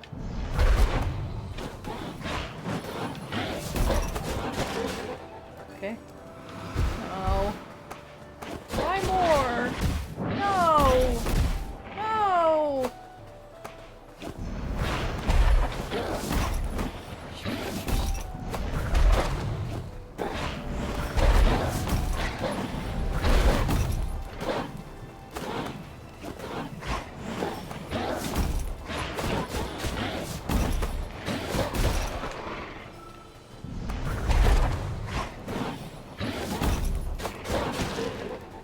No, don't give me more. Why is there a cannon man now? Okay, well thank you for killing that one for me, I guess. Oh. Oh, I didn't move. Why did I not move? Why did I move? Guys, why didn't you tell me to move? Listen. It's fine. That didn't happen. It's fine. That didn't happen. It's totally fine. It didn't happen. It's totally cool. It's all good. It's all fine. Oh. Am I just good?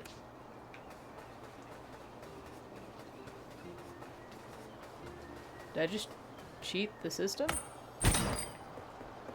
I mean, if you're just gonna let me go, then I'll just go. Anyway. Give me secret.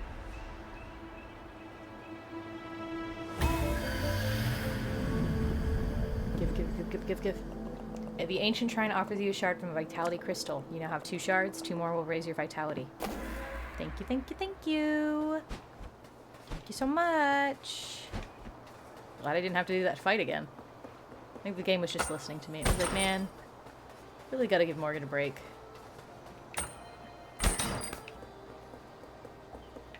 Okay, under a wooden walkway, huh?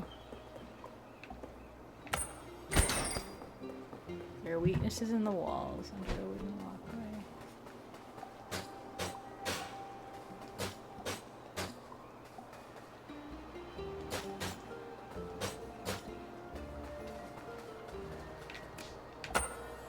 No, not you.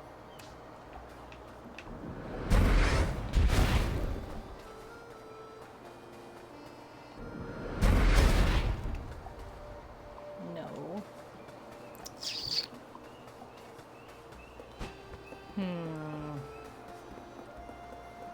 See, now I'm all distracted because there's secrets afoot. There's secrets afoot. And therefore, I simply must find them. Because I want secrets. Oh, I was already over here.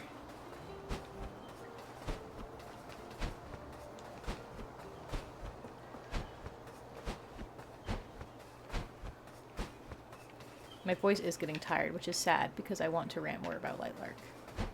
But the vocal box and the throat is being like, meh. And I also don't think at this point I'm going to be able to stay up late enough in order to recap everything, but it's fine. Again, this is why you have Crimson Rogue's 7-hour video that everyone should go watch because it's very infuriating.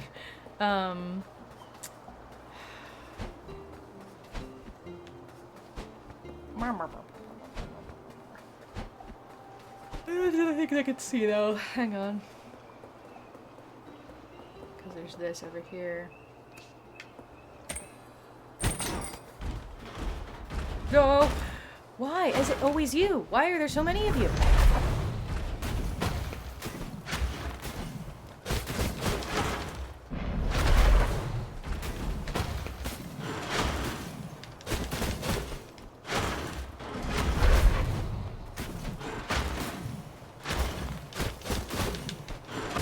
Ow. No.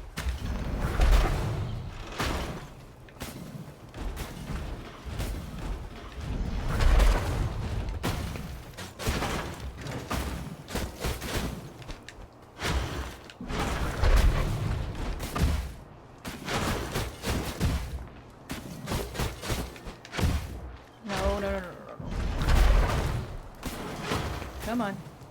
Come on, baby. You know you want to burn.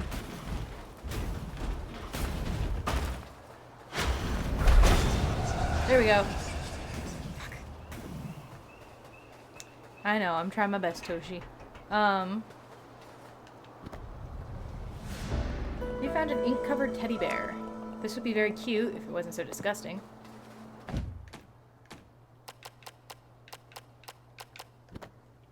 Little guy. Ink-covered teddy bear. This plush bear was probably quite cute when it was first made, but in its current state, it is a sorry bedraggled sight. Covered in ink stains and small circular blotches, it nevertheless appears well loved. I'm guessing that is our friend Jonathan? No, Johnson. Jefferson, that's the guy. Who we will talk to at some point. Anyway, but yeah, so the world building in Lightlark is so fucking confusing and so weird and so frustrating and so I'm punching the wall. Because it's so aggravating. And it's like, that doesn't even make sense. And again, all of this is just like in the first few pages of the book. Like all of this, none of this is like complex things that like are in other places. Like this is all easily accessible within the first few pages of the book. I'm not even like spoiling anything. And it's just so maddening. And I'm like, I don't understand why it's written the way it's written. How do I... Oh, do I have to go do it over there? Maybe. And...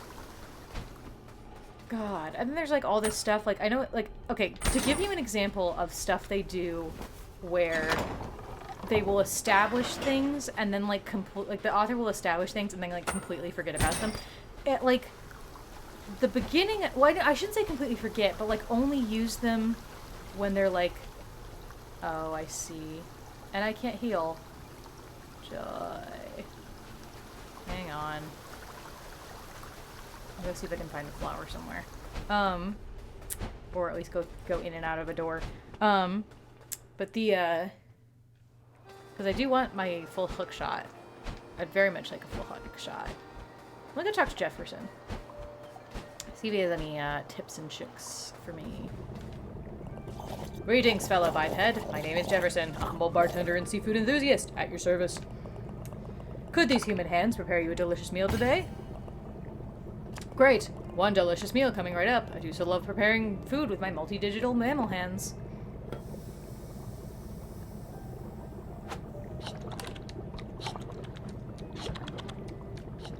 Tell me your secrets. I heard there was a hollowed-out wall in a keyhole-shaped alcove just north of here inside Castle Lockstone. Perhaps something useful lies behind that wall. The overgrown ruins used to be a huge castle. There are still some old routes up to the top walls. You just need a way to cross the moat, which I'm gonna do next after this. West of the Crow's camp is a vast canyon, which is the resting ground of a long-dead serpent. The Crow's camp? Who's the Crow's camp? Where's that? If someone else remembers where Crow's camp is, tell me, because I don't remember. Long dead serpent. There's a treacherous path in that canyon with a hidden treasure inside. Be careful though, I hear it's very slippery and you could fall. That's all I have for you now. Crow's camp. No idea.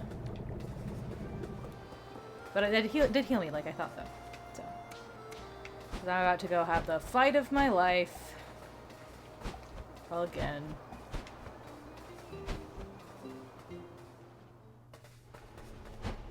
Because when am I not having the fight of my life? In this game. This terrible, no good, very bad game. It's not bad at all, it's very fun. Okay.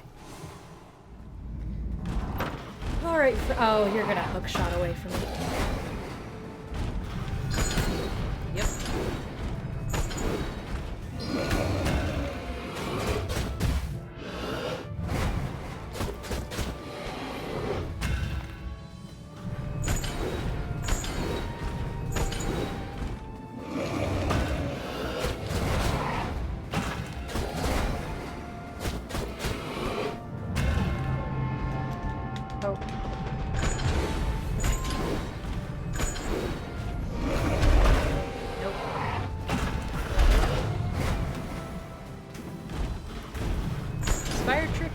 Good for my soul.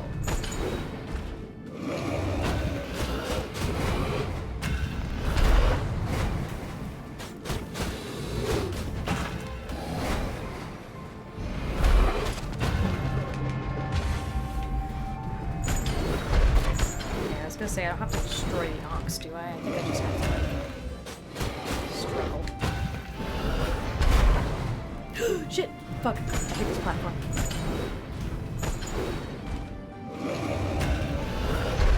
No! Well, my fire's not very useful if I can't aim it! Damn it!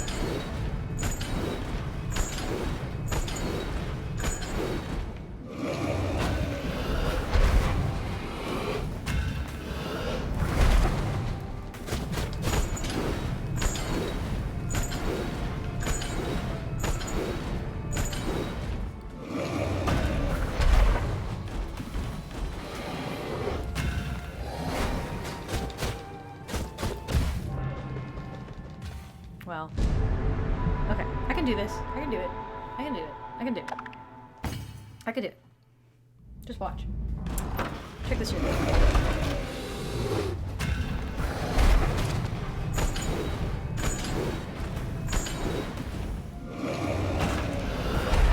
Nope.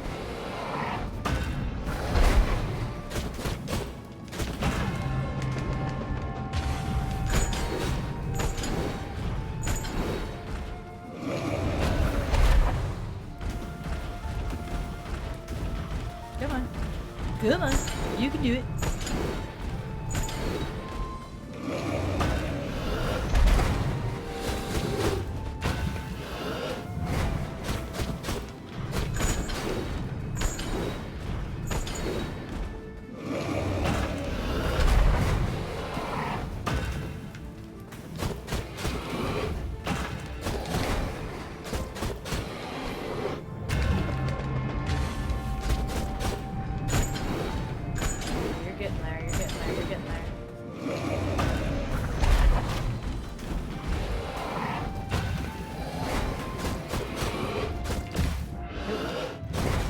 That time I waited too long.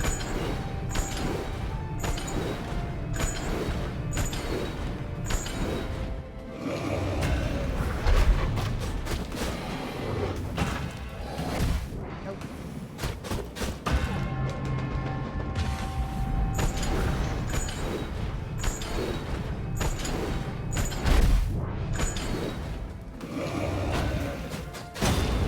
There we go, bitch. Hey, yeah. Give. A silent servant has been vanquished and their soul power added to yours. Your hookshot spell now does a powerful slash if you use your sword while being pulled towards a target. Ooh. I don't think I'll have the fucking skill for that, but cool. Okay. Well, next I think it would be fun to go back to the swamp and actually go access some things I couldn't access before.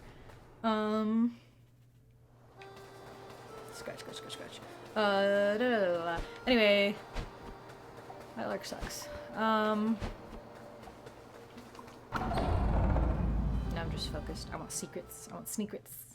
All the secrets. Anyway, it's so... Lightlark is so aggravating because it's just like... Oh yeah, so to give you an example of like the nonsense that will happen, that like it'll talk about something and then like it doesn't talk about it again, so you think maybe it was forgotten about, or maybe because like it was actually like they moved on to something else, you know, whatever. You think that, and then it'll happen in like the last 10 pages of the book. They'll finally mention it again, so you're like, oh, so that was a thing I was supposed to remember. So like, there's this part when the Centennial begins where they have to basically have to I'm trying to think of the right word. They have to like sign a contract. I don't think contract's really the right word, but they have to basically like how do I get... Oh, I probably shoot an arrow in there. They basically have to like sign kind of like a contract of like, hey, we're all gonna participate, yay, with yippee. And when they do that, they have to sign in blood. So there's this whole thing where each of the leaders, when they sign, it is... I'm sorry, are you expecting me to be able to get over this wall? Because I can't. Whatever. So they basically like are... Oh god, here we go again. Basically they have to sign in blood, and something you quickly notice in the book, or that's like explained, is that all the leaders have magic blood. So like when they sign this stuff, or they sign with blood and things, they have to, like, their blood drips with magic, like the Sunling guy's, like, blood sizzles and burns up into, like, fire and whatever. And then, like, the starlings are, like, sparks and whatever, and blah, blah, blah, blah. And it's, like, super cool, awesome. You know, everyone loves magic blood. Everyone loves it. However... Like, and it leads to a whole thing, too, because obviously, like, main girl doesn't have magic, so it becomes a thing of how does she fake that she has it. And she has, like, there's, like, a very clever little thing about that, because she basically, like, finds some rose petals, and whenever she does the thing, she sneakily drops them down, so it looks like rose petals are falling from where she's bleeding, kind of a thing. So it's like, okay, cool, so, like, you think that that becomes, like, a staple of the... Are you kidding me? Are you joshing me? Are you kidding me? Are you joking me? Another one? And it's a big guy with a big thing of gas? Oh, I hate you. I hate this game. This game is so not fair to me. This game is so not fair. It's so not fair to me. This is so bad for me and my well-being. This is so bad for me and my well-being. No!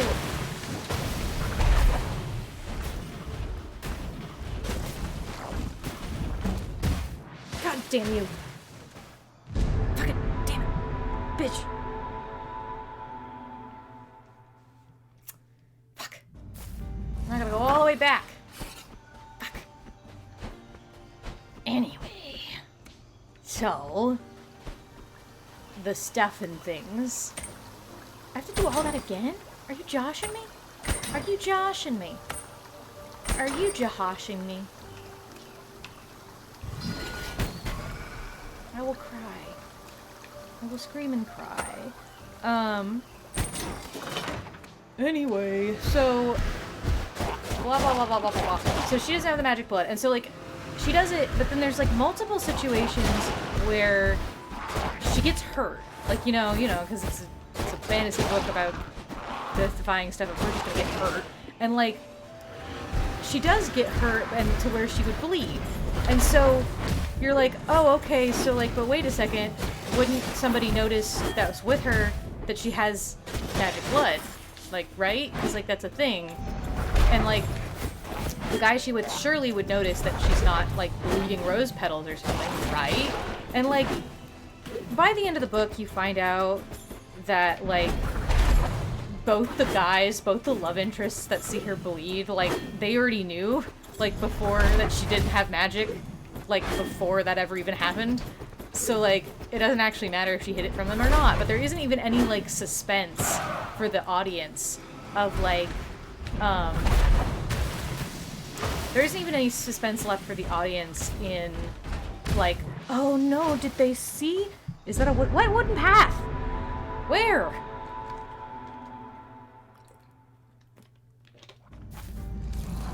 I see no wooden path.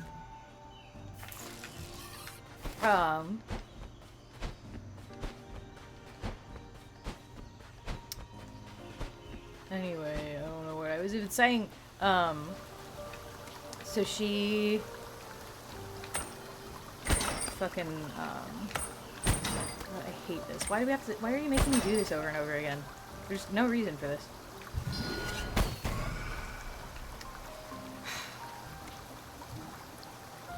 The one as you enter the area? What? You mean, like... You mean that one? Because that... I've already, like, been on that.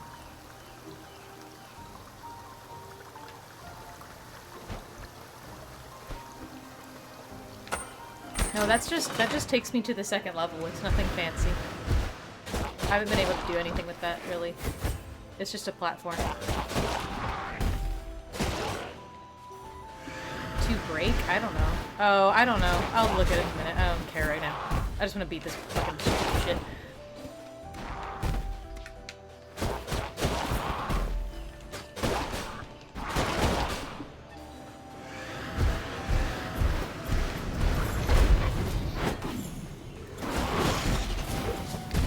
God, fuck you.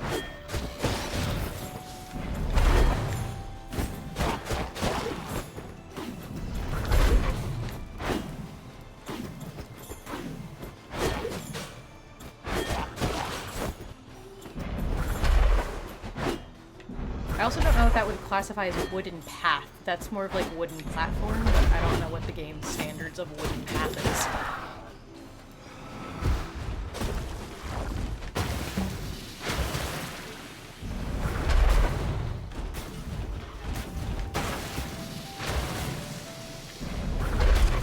I just want to fire you as many times as I can.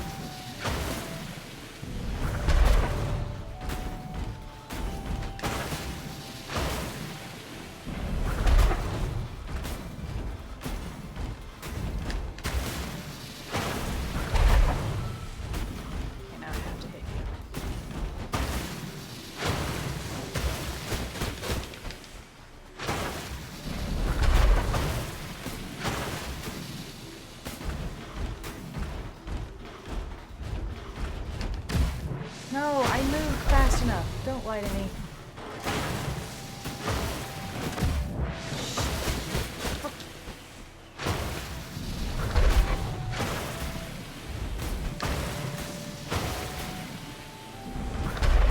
God, fuck you. I was literally there. You were such a liar.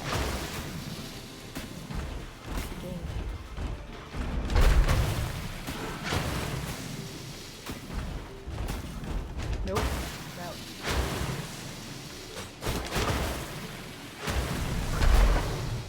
Die.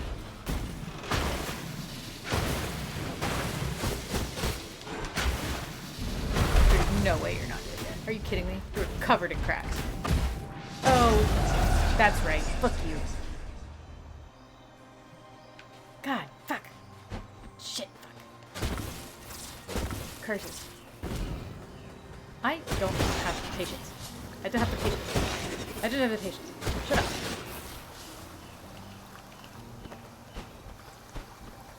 I did it. I swear to God, the game better not make me ever do that again. Give me the thing. Give me. Give me, give me, give me.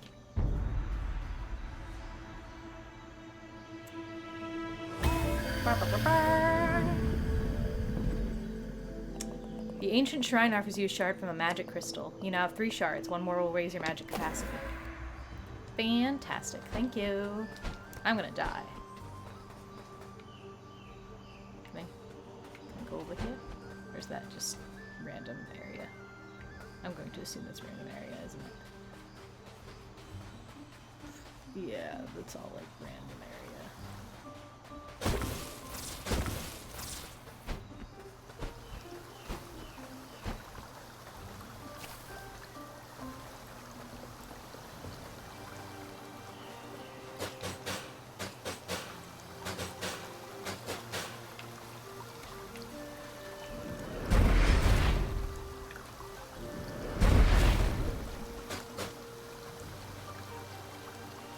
If there's anything under there, it's not giving me nothing.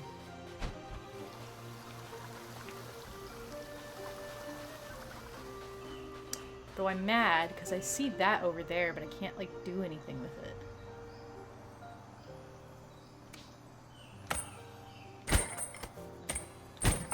Can't reach it.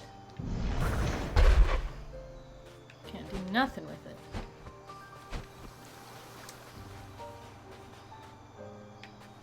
I know it's a thing over there, but I can't fucking touch it. Stupid thing. I want to touch it, though.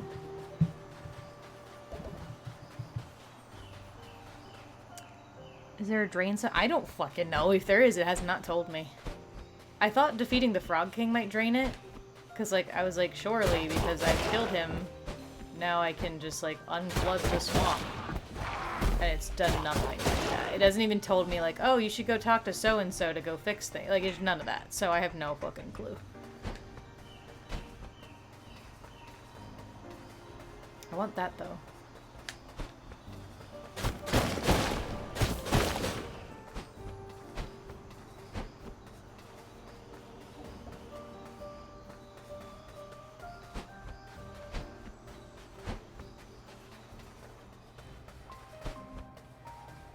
This is the mushroom dungeon. I went up to the top. I don't really want to go back in the dungeon.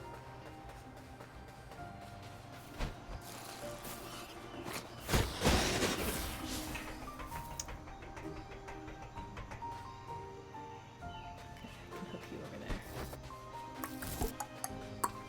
Okay. What was I saying? Anyway, yeah, so the whole magic bug thing, it's like there, and then, God fucking... Just wait until later. I'm not really going to have time to worry about that right now. I'd rather just try to do the rest of this. Because I'm probably gonna try to find some swamp stuff, and then I'm gonna probably end it, because I just, it is almost, it's gonna be like, it's 30 to 1, so I'm like, I will need a break. And, so will my voice. Okay, I see the onks. How do I get to the onks? Please stop. Please cease. I guess I have to go over there. Anyway, so like Magic Blood is present and like cool, whatever.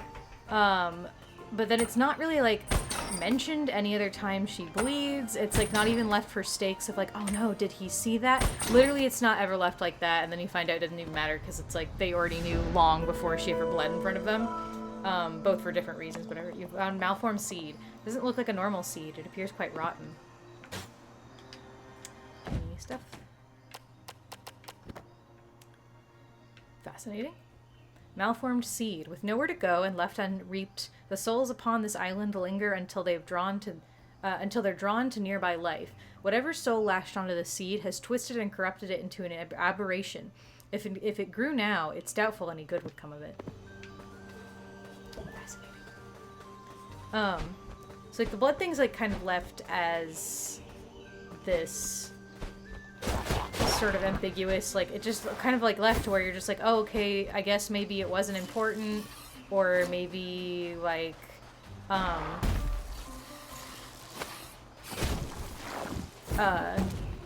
like maybe, who knows, maybe the author actually wrote that and then like kind of forgot about it, or like maybe it's something where it's like oh, it was only for the contract. It was more like symbolic. It was more like the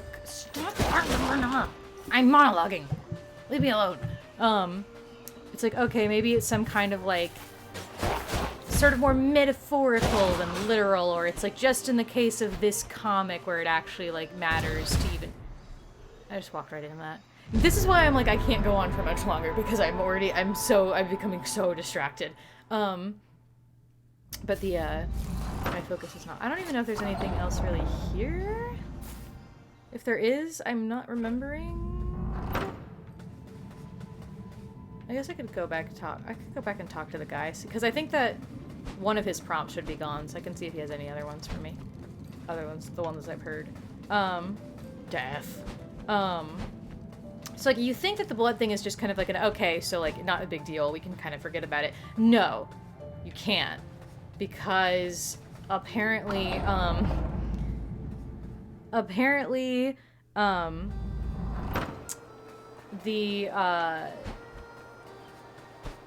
because apparently in the very past 10 pages of the book, when there's a plot twist that happens, basically a character ends up stealing like all 6 magics from like the rulers and stuff. Like that's a whole thing without getting too deep into it. And so like there's this book of like her blood drips from her hand and it sizzles and sparks and it wisps and flowers blossom. Like it's like all 6 magics. So you're like, oh, so they do just have magic blood. So then why weren't we concerned when she was bleeding in front of other people? Like, and as if that wasn't enough, I also want to talk about, like, I wouldn't necessarily call the main character, like, a Mary Sue. Mainly because, like, I've gotten a little disenchanted with that term because of just, let me read this guy's thing. There was a hollowed out wall and a keyhole-shaped alcove just north of here inside Castle Lockstone. Perhaps something useful lies behind that wall. West of the Crow's Camp is a vast canyon, which is the resting ground of a long dead serpent.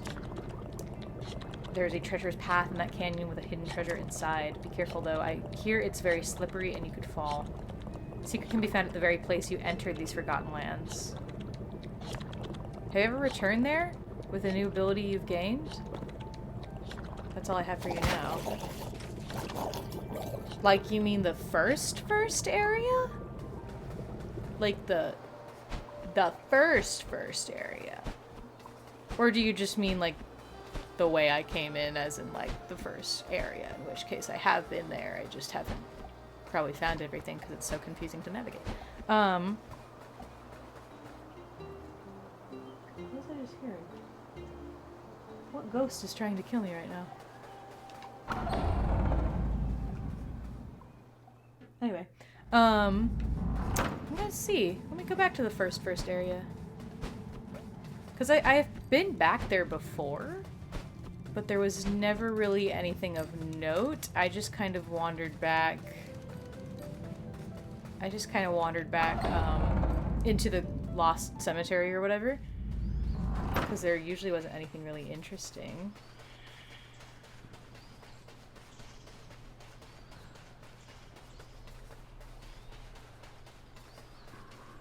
It's like there's this stuff. I don't think I can... I can. No. Nuh-uh. No way. No, I see that. I see what you're putting down. I see that. I see you. Oh, yeah? Uh-huh. You found a makeshift soul key. I wonder who made this.